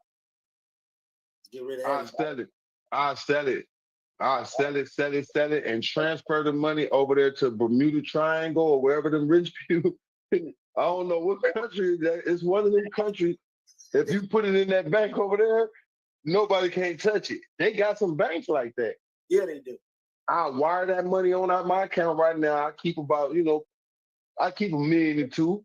You know, if he had all these 500 million they was talking about, or was they lying? That's when it come out too. Was he really a billionaire or was he a proclaimed billionaire? Well, we seen Kanye West when they took the deal. He went from 1.something billion only to 400 million. I say, wait a minute. So you mean to tell me they holding the rest of the money? They let you claim billionaire status, but you don't actually get to hold the money? Oh no. I don't like that deal. That's why he didn't fuck. That's why he didn't care. He said, I'm never gonna get that money anyway. He been whopping them doing other shit. He's so popular and famous. It's even Jewish people that's like that love Kanye West. Like, let me spend some money with Kanye so he can do this for me. I mean, shit, if he a genius, I mean, he might have said bad shit, but even white people still want to do business with him. He might have said some things that offended people. I ain't hear no lies. Well, I know he definitely say shit recklessly, but that's his style. He don't care. Nigga, I'm Kanye West. Nigga, I'm Jesus, and I'm God, and I'm, he said he God and Jesus. He might make a apology and then take it back. I mean, different days. They say they gave him some some medicine or something that they gave him to help him stay calm or stay. And if he don't take the medicine, I like shit. Fuck that medicine. Let me just be me then. Right. He said if I keep taking this, I'm gonna be like Michael Jackson.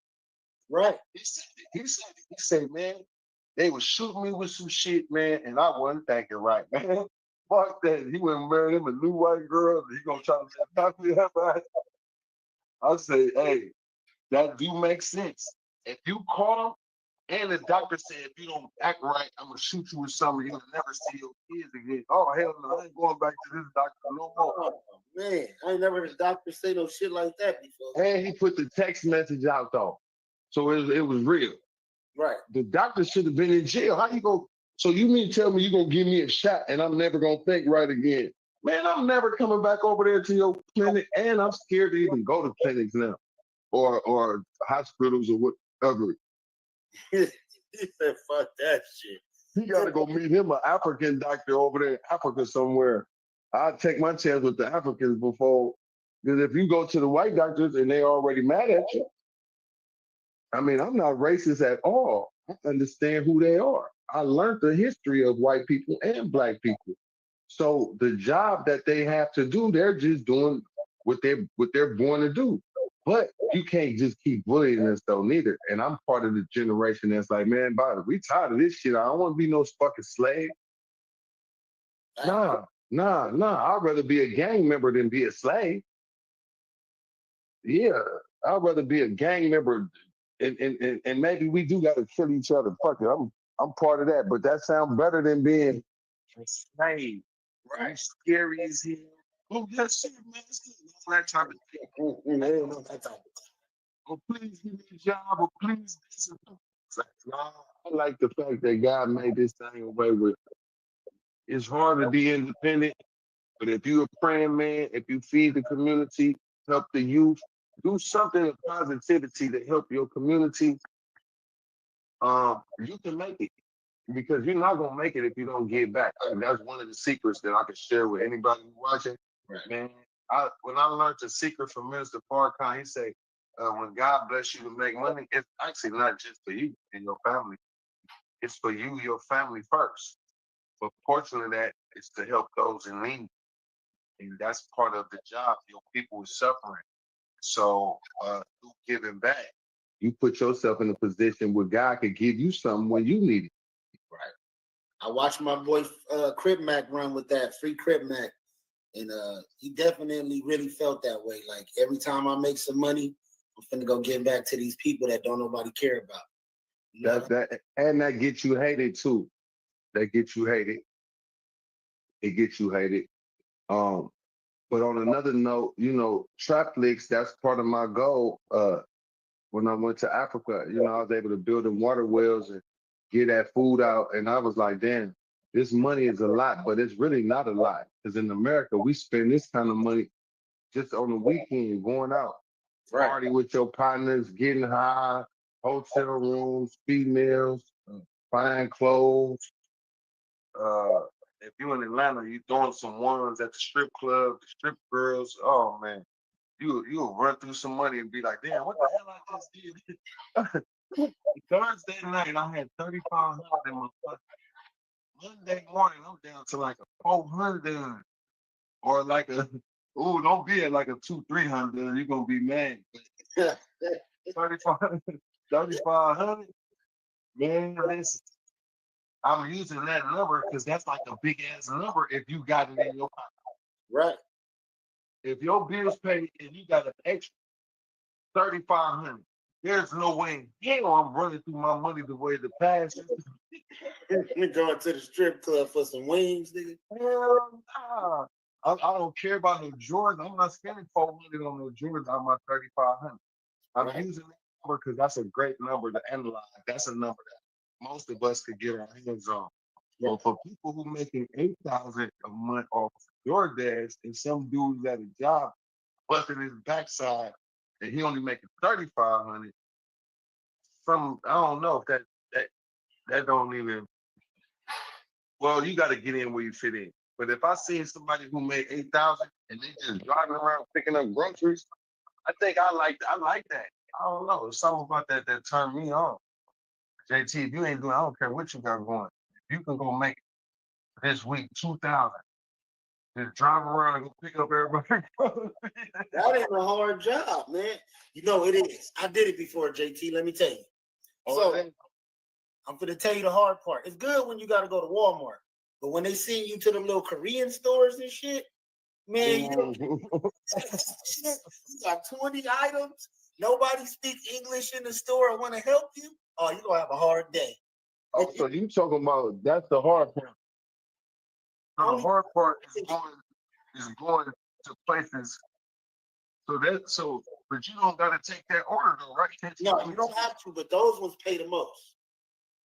go pick me up some shit at a store that ain't even popular. Man. It's way over here on.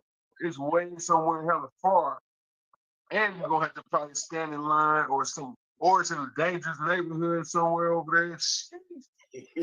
Go to bring me some Harold's chicken wings.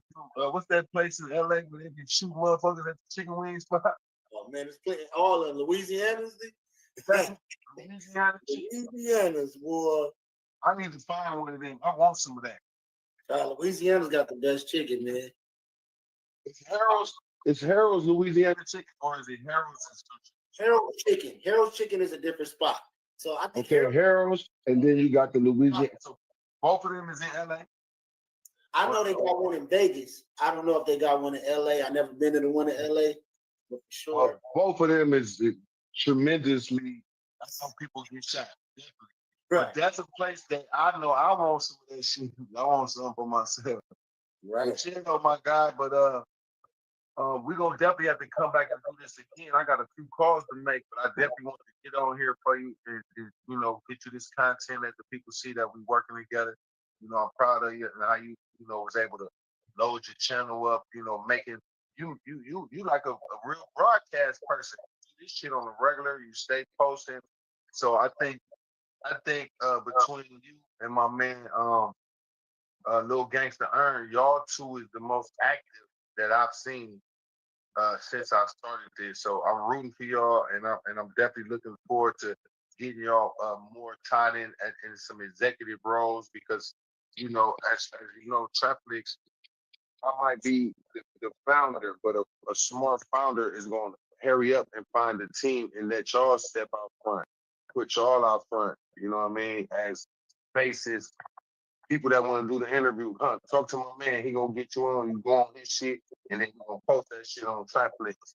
So I think that's good, and I think one of the things you should do is make a compilation of some of your stuff, and then load it up on Trapflix, not through YouTube, but put a cover, so that way I can put that thing at the front.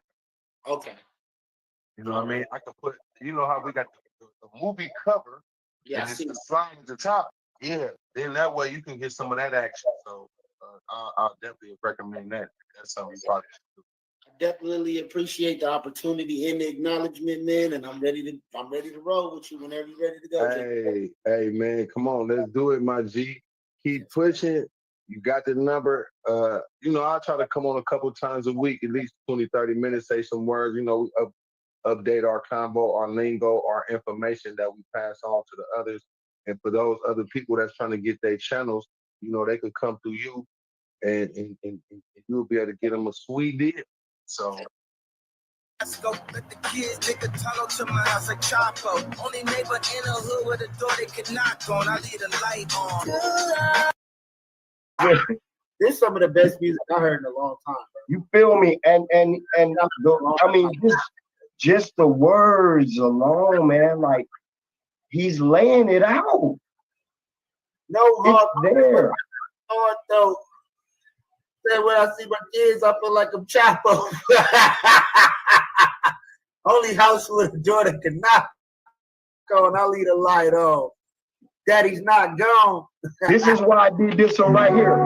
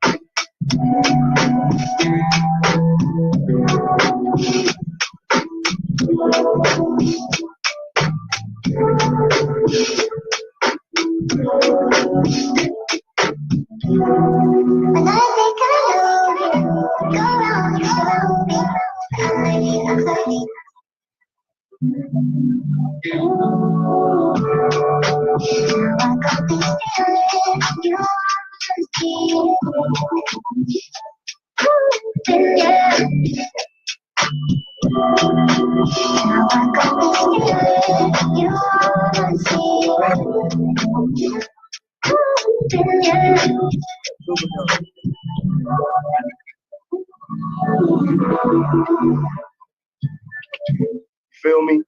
Fire. That's that vibe. Like, if you go hard and tell a story on that, it's a wrap.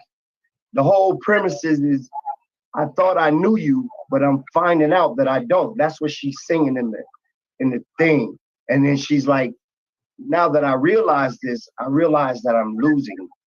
So that could mean anything. You know what I mean? Like your subject matter can be just about loving anything and the relinquish of it, getting rid of it, the omission. You feel what I'm saying? Like cutting it off. Whatever that is. The love, the kids, the money, the job, the frustration, the arguments, the people that bring drama, like it's the friends, the fam, like it's anything that is not ready for the motion of where your energy is right now. So at the end of the day, that could be talking about anything. Super dope track, man. So it's all about the artist. It's all about the artist. That's why you gotta be selective who you give your shit to.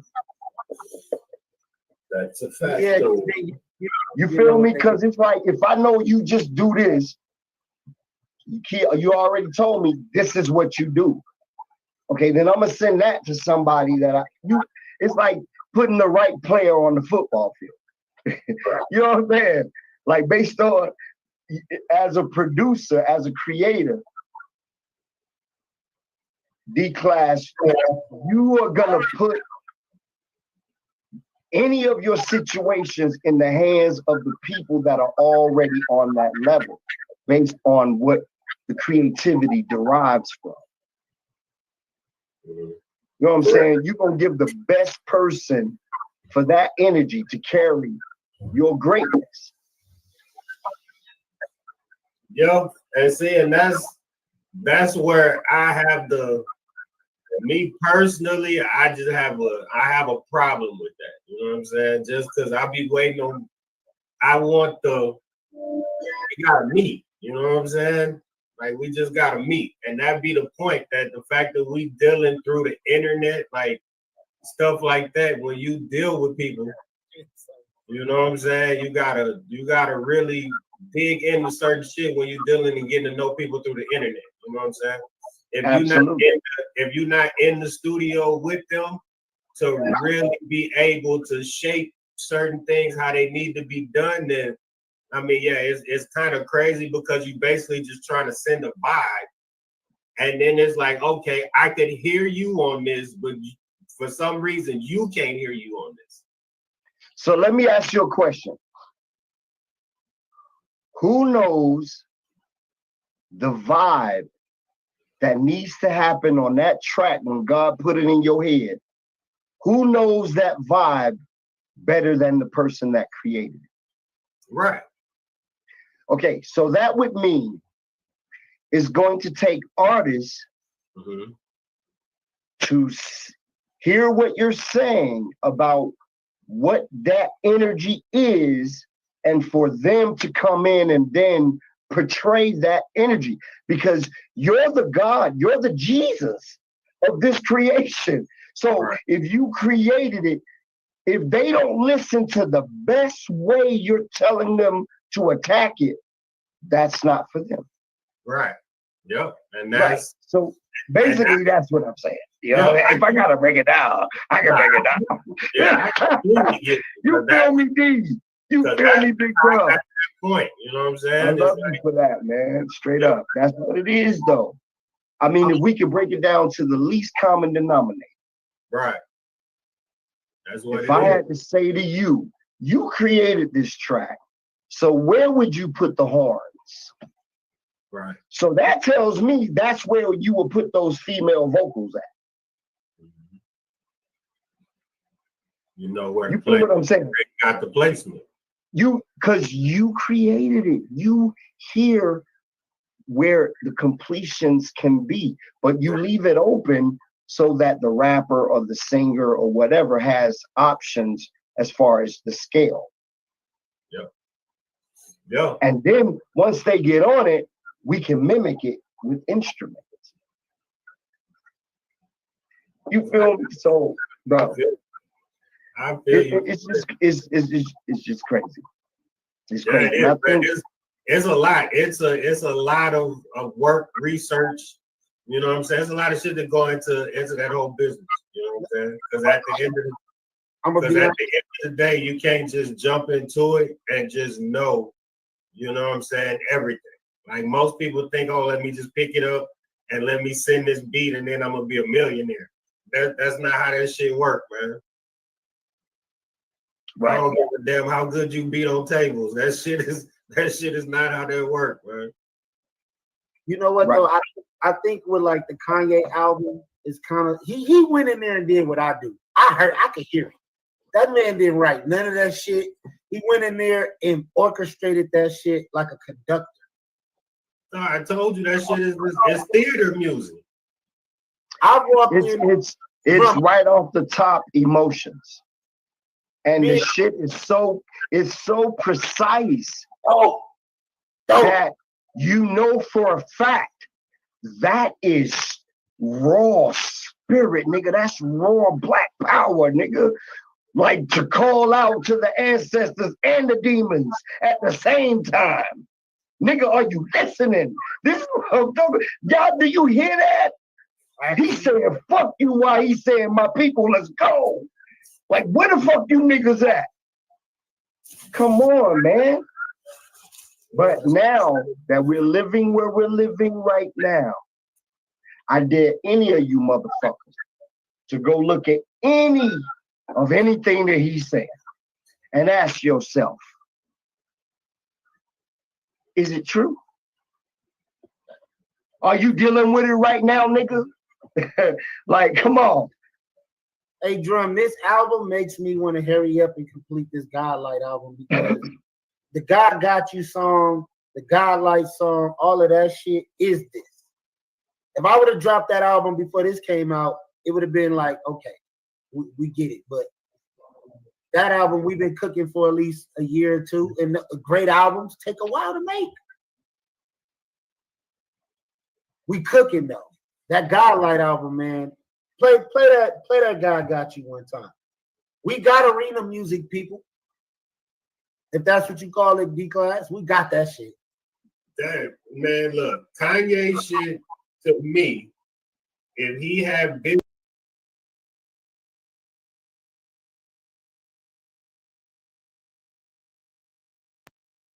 Let's go.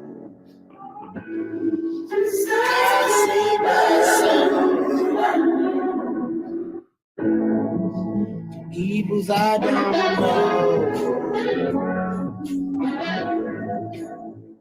God save me. God save me.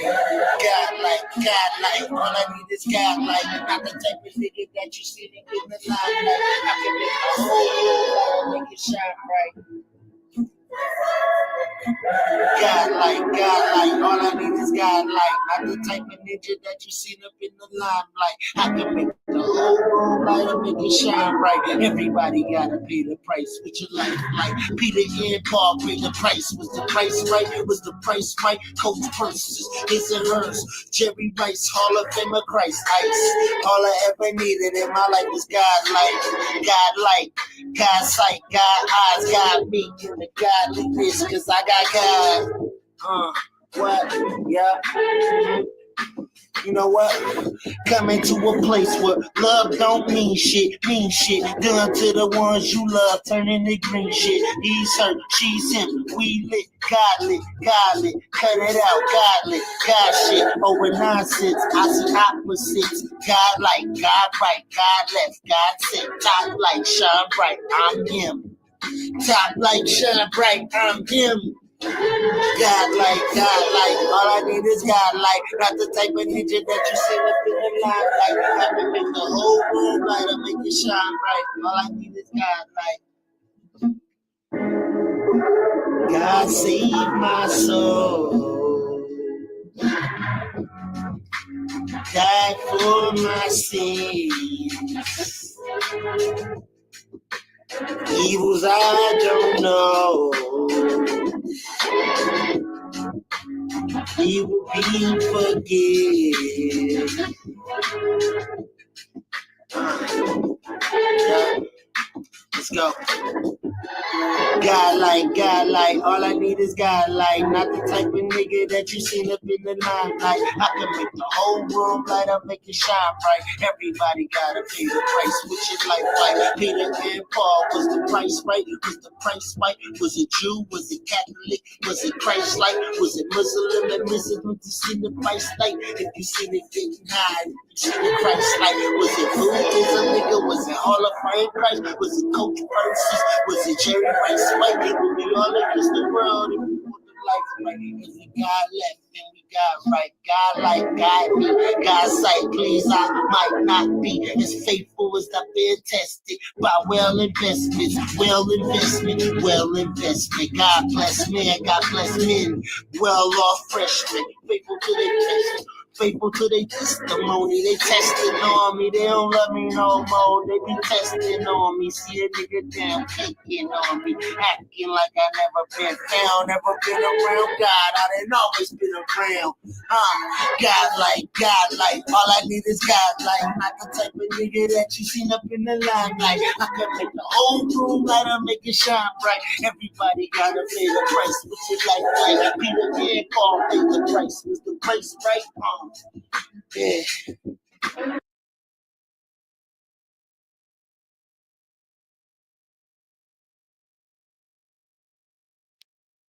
That would be all he needs. He could play that whole shit, that whole album, and just stand there and like he's fucking with the piano or on the mic, and he'd be good.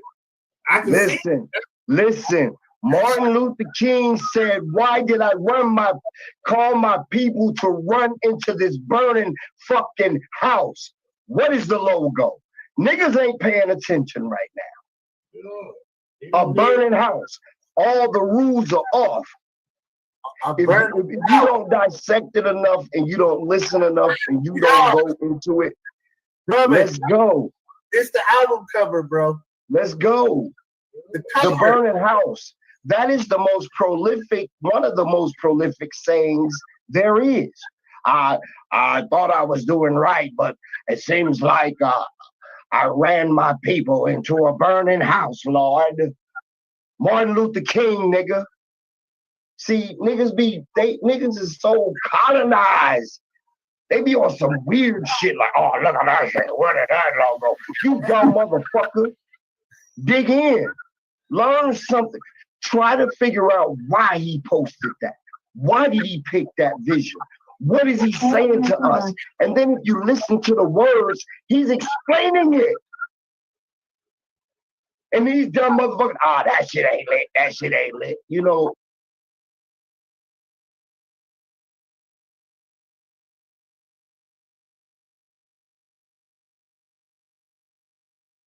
Don't worry, my child. You'll be forgiven for your sins. It's only given to the ones who obey. I was prayed up. I gotta get up. I gotta get up and get on. I'm prayed up. I was prayed up. I was prayed up. They wanted me to stay up. I was prayed up. Prayed up. They wanted me to stay down. They wanted me to stay down. Dug myself up out of grave now.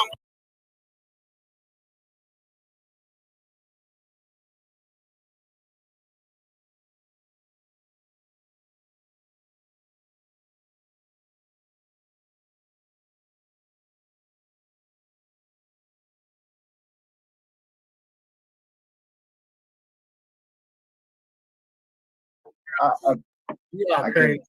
Y'all have lost y'all. Check this shit out. Here we go. I can't.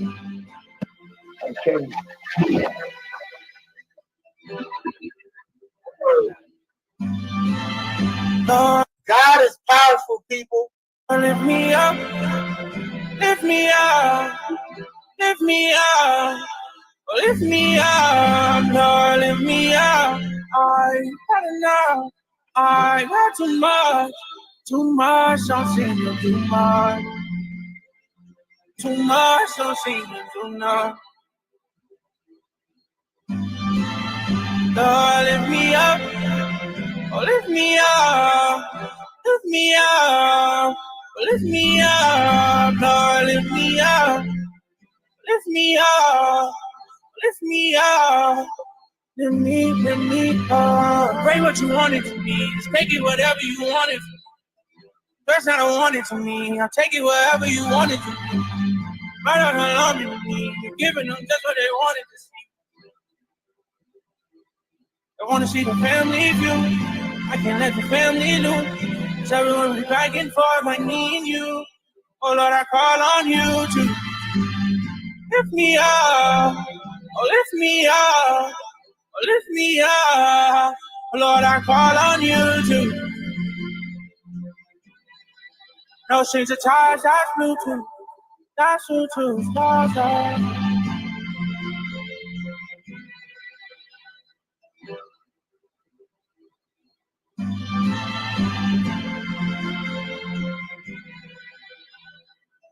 Man, y'all don't hear this nigga's pain, man. What the fuck are we doing, bro? Y'all don't hear this dude's pain while he trying to educate us, while he trying to teach us to prepare ourselves for what's coming. And his pain, like, and then us as black people just shit on him based on a white narrative controlled by the media. Nigga, is we dumb? Fuck that shit, Joe. This shit is terrible, man. I don't even want to hear no more. This shit's terrible, bro. Y'all don't hear the love story. Y'all don't hear the love letter, my nigga. Y'all ain't listening to the love letter. What the fuck? Yeah, I mean, fuck that. Wait, listen to the albums, obviously, because every album was just like every album, bro. Every album. Nah, but I'm saying this one right here is different. This one right here is different.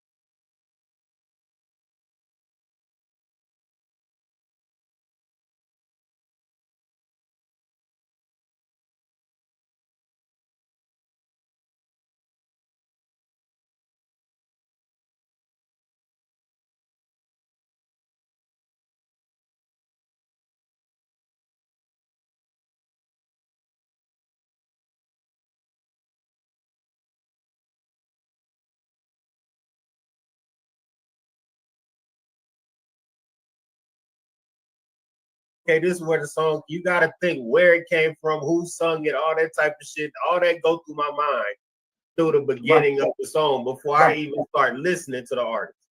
So basically, you're speaking from a place where all of the creators speak from when all these motherfuckers sample their music, which is what you know is music, all the way from Dre to Puffy to Pharrell to I don't give a damn.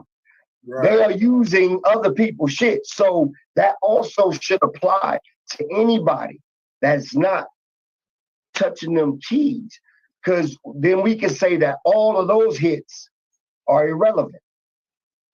Yeah. Yeah, I'm one of them people, man. If you start breaking it down and you start looking at all those songs, you're going to find out, damn, that's from the album. God. Okay, yeah. That's from that. Oh, fuck. Yeah.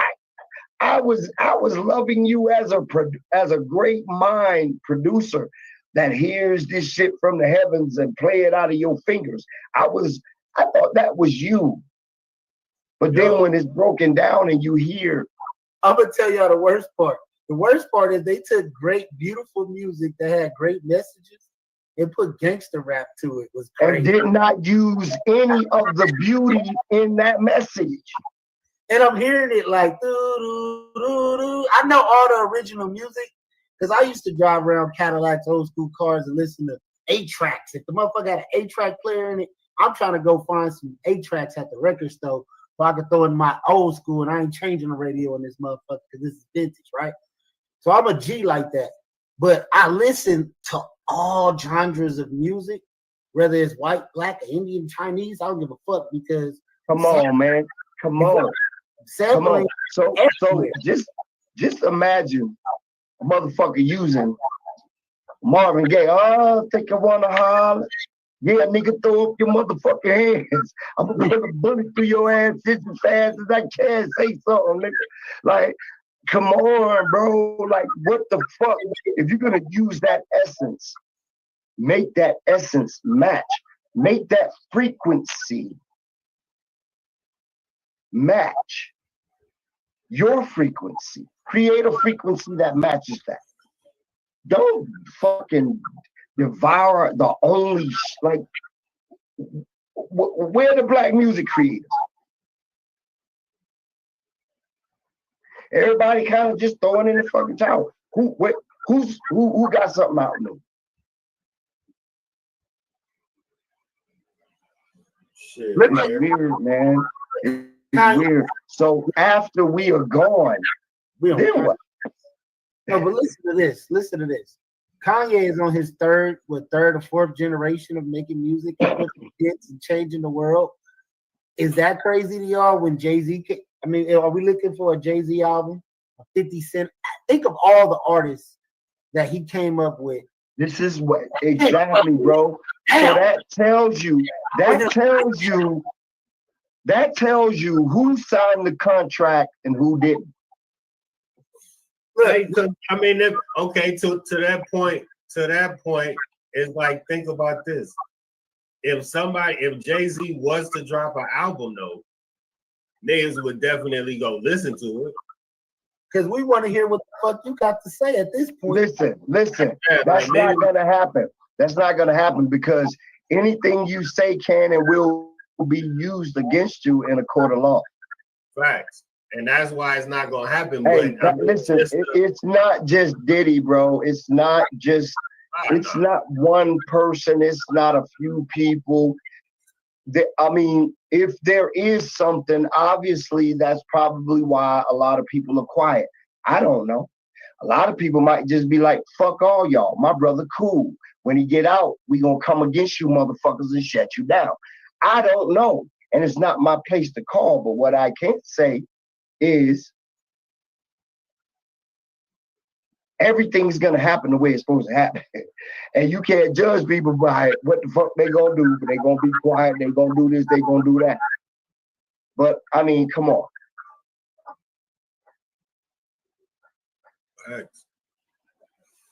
Somebody might be implicated. And at the end of the day, the craziest part about it is this. whether you want to lie about it or not. You're in the footage. Facts. Somebody know.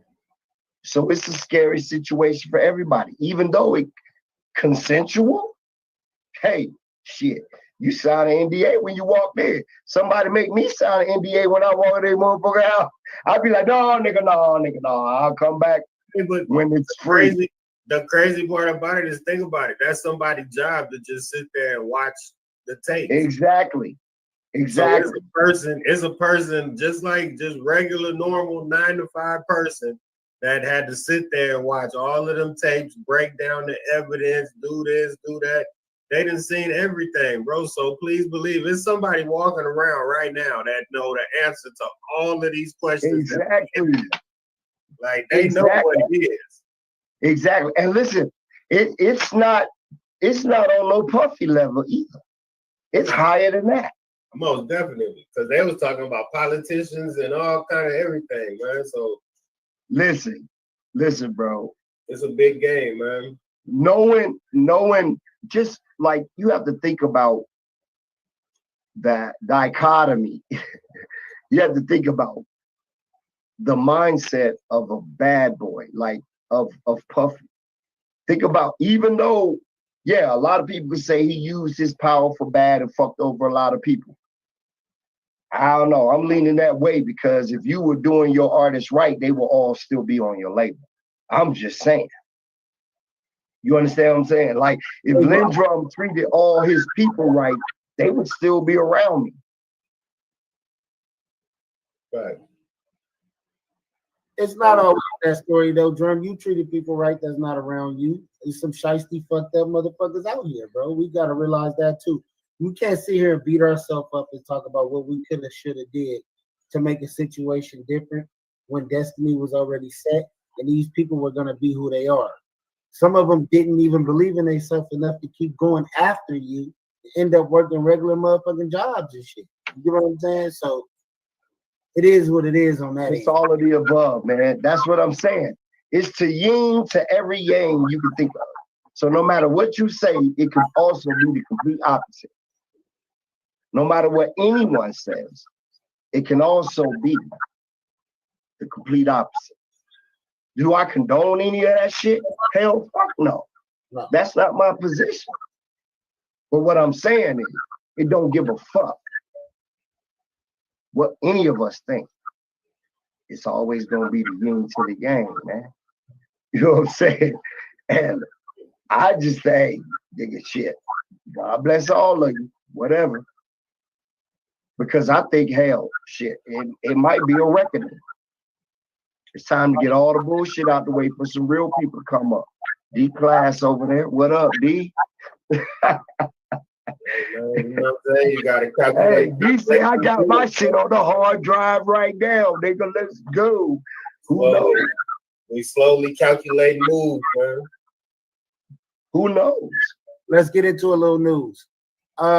Piers Morgan calls Kanye a coward because he walked out on the interview. How do y'all feel about that? And then he sat there and pressed Sneeko because Sneeko was the one that set it up. Man, the thing about, I feel like sometimes, man, the thing about these interviews, I mean, the fact that we do interviews on the regular, but I mean, yeah, I haven't just done a multiple amount of interviews dealing with shit, but it's like, yeah, man, people start asking random ass questions, man, and it's like, bro, if I know you can edit and clip shit a certain way, why would I give you that power? Because you finna get paid off of me just saying a sentence, really. So fuck it, I'd rather leave. And 9 times out of 10, they done already paid them to be there anyway. So, okay, I'm here, you talk to me, all right, bet. You start tripping, I'm out.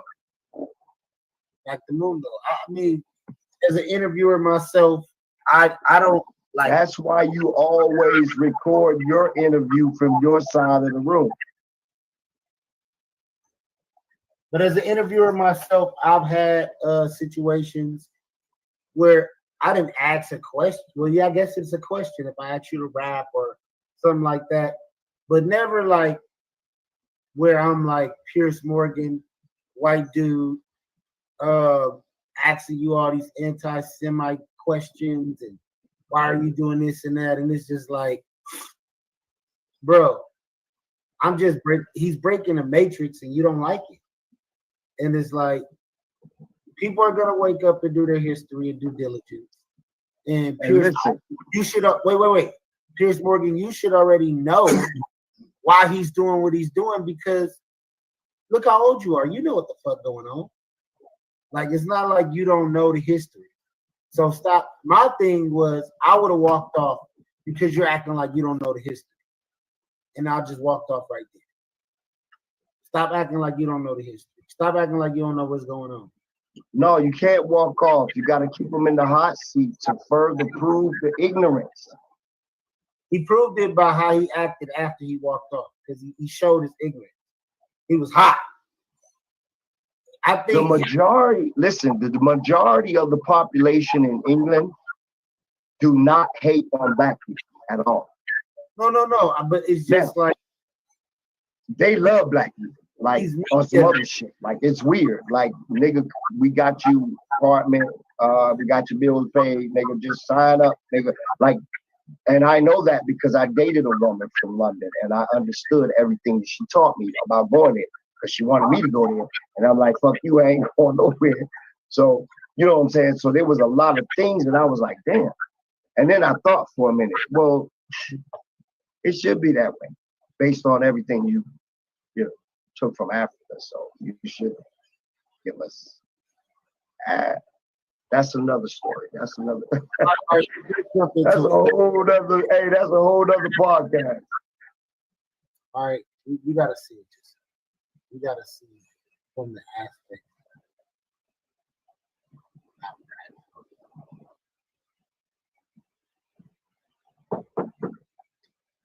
Come in.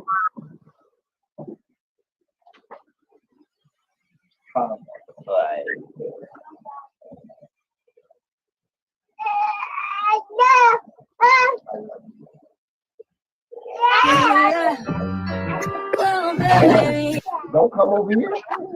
You gotta wait, bro. You gotta wait, bro. Bumblebee.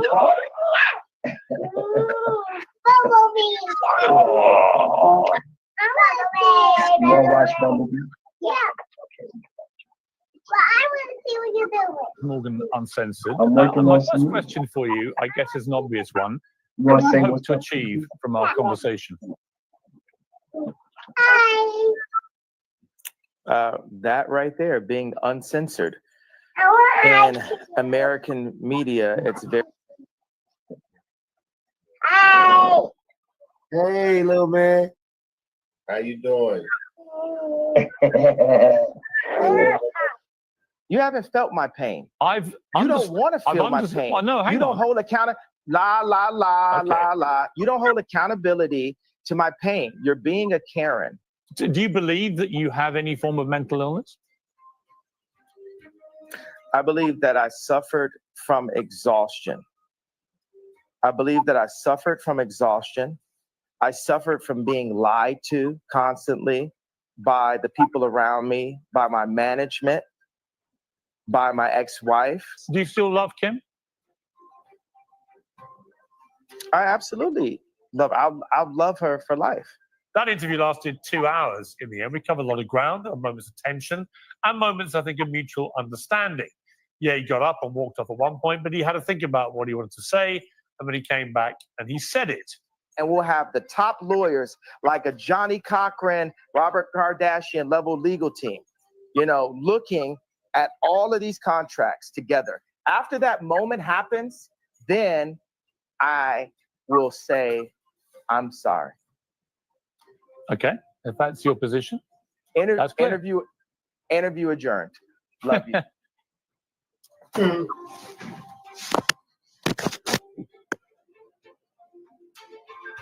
Yeah, thanks for sitting back down.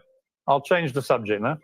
Obviously, I have no idea what's going on in this guy's head. And he's unquestionably genius artist with a global fan base and massive talent. He's lived most of his life under the microscope of intense fame, and that pressure alone can make people behave very oddly. Back then, I was trying to understand if Ye had any regret or remorse for what could have been a relatively isolated incident or some kind of episode. I wanted to know if he understood the consequences for his words, whether he was genuinely a racist. Well, we now know it's just the tip of the iceberg as far as the watching public is concerned. Hey, y'all, you know it hit different when $1 billion walk in the room, right? That's some different type of shit. When he said that intense fame, I'm like, fuck fame, because there's a lot of people that's famous and broke as fuck. But when you walk in the room with fame and $1 billion attached to your name, how does that hit? And you really are a genius, and you really are speaking up for the people and doing this and that. Like, I think he is giving what everybody has been asking for from our black leaders for a long time, and they have never said any of this shit. Would you say name a person? So if he runs, do you think he's at the point to where if he runs for president, people will go for him?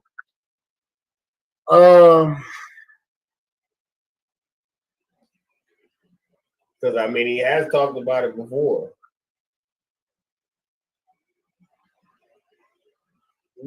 What could he change as a president that's going to help us other than us getting reparations? Who knows? Him being a president could put him in different rooms than what he in now. I'll meet you. But yeah, see, I don't really get it.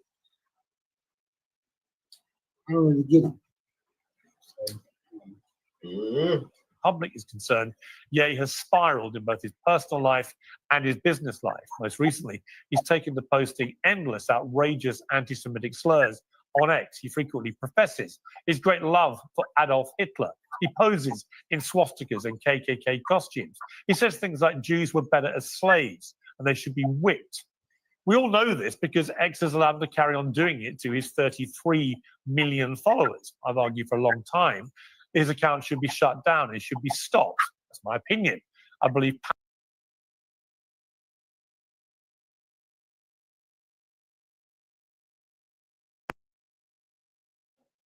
Welcome to the news you can use. This is episode 26. Today we got Spec Turner, platinum producer, multi-platinum producer. Thank you. Grammy nominated. One fourth member out of the group Basic Black, and in my eyes, a legend. Appreciate it. Yes, sir. We got T Mike, we got Lindrum, the host, and let's get it going. Let's get it popping. Yes, sir. So my first question, Spec, is when did you find your love for music and know it was for you? Columbus, Georgia, and it wasn't that I was young. It was like I was in maybe 10th grade, something like that, 11th grade maybe. And I played drums with my partner, Kelvin Bradshaw, who was in the drum line. He was the drum section leader. And loved the drums, loved the sound and everything. But Columbus, man, everybody played drums. And I was like, man, it's too much competition. I would not do it. Kelvin had that gift for drumming and a few other people. I didn't have, that was my ministry. I couldn't do it. I was like, let me move to something else. So I moved to the trumpet. Like that a little bit, but then I moved to the piano. And then started listening to Prince and a lot of other things, man. My mother bought me this thing called a Portasound keyboard. It's like a little bitty small brown keyboard. It might have had 20 keys on it, like total, just 20. And I just started playing like 2-finger chords, man. And just listening to Prince at the time, just different people like that, man. It just, Jimmy Jam, Terry Lewis, I just love that sound. I just love Prince solo. So I studied Prince solo. I tried to like learn his solos instead of the chords. I was learning solos. And I just really like, just then I really fell into love with music and with just the sound and just the instrumentation of different instruments, not just drums, it's just everything. And that kind of sparked everything. That lit the match. You know what I mean? It definitely lit the match. Lindrum? So check it. When did you actually say, I know it was a lot of y'all back then. And how did the group form? Because there were four main, you know what I'm saying, the main members. How did y'all come together? Like, okay, you the person, you're the person, you're the person, and then throw everything together. Well, it's a long story. I'm gonna try to make it short. Myself and Kelvin, you know, we grew up together, high school and all that stuff, elementary school. We wanted to start a band. We actually started a cover band, and within the cover, well, actually, even before that, I was in a cover band with like a few other people. This guy named Mike Taylor, Big Mike, that played bass. Smurf, Terrence Murphy, lead singer. Deanna Dawn, who sings for Parliament Funkadelic now.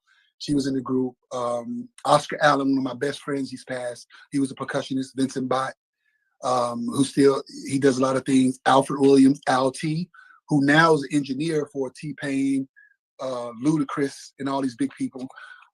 We actually started a group called Upcoming. And Tracy Pinto, she was a lead singer, called Upcoming. And we were a cover band in Columbus. And we started doing that, and you know, was really loving that, really liking it. We really doing a lot of stuff in Columbus. Columbus is a small town, so being a cover band there, the way we sound and what we were playing, man, we were like getting a big name and everything. But for me, something hit me, man. I was like, I learned from playing other people's songs, but something in me wanted people to like what I made, what I invented, what I created, what God put in me. And I kind of veered away from that a little bit. And then me and Kelvin talked a little bit, man. We was like, man, we ought to start a group. We ought to do this and that. And we was like, cool, let's try to get some things together, man. And a lot of people went in and out of the group. And then we, long story short, we ended up with myself and Kelvin and Mucho. And we, you know, really started the band, started working on music, the three of us, just really getting music together. We didn't really perform or do any cover songs, stuff like that.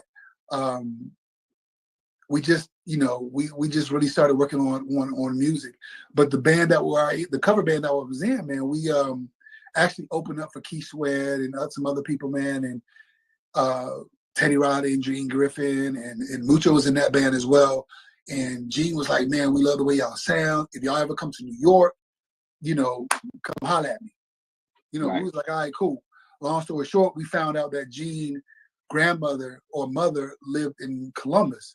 So we kind of like rode around Columbus for some years, man, just looking at stuff, just looking for something from New York, something from New Jersey, some kind of car, BMW, whatever. Crazy thing is, we saw a BMW with some rims on it at this house. We stayed at that house, spent overnight in the car. Gene came outside, myself, Kelvin, and Mucho. We went to Gene and was like, yo, you know, he's like, y'all the dudes from the group. We're like, yeah. You know, and Gene was pretty cool and everything. He let us hear some music.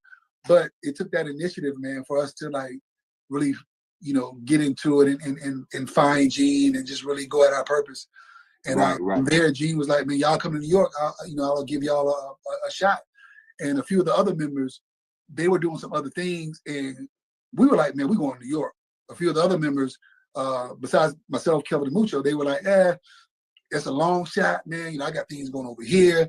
You know, Columbus is a small town, so you kind of scared to move to a big city. We was like, we leaving. You know, so we had another friend, her name was Lucretia Screevens, who's a doctor now. She played piano, and me and Mucho convinced her to drive us to New York on a weekend. So me and Mucho rode with her to New York, didn't have a place to stay. We went up there and we met. Well, actually, we caught back up with Abe, who was the drummer for Guy that we met in Columbus. We stayed with him over the weekend. We went to GEG, which is, you know, the Griffin Entertainment Group, on Monday. It was closed.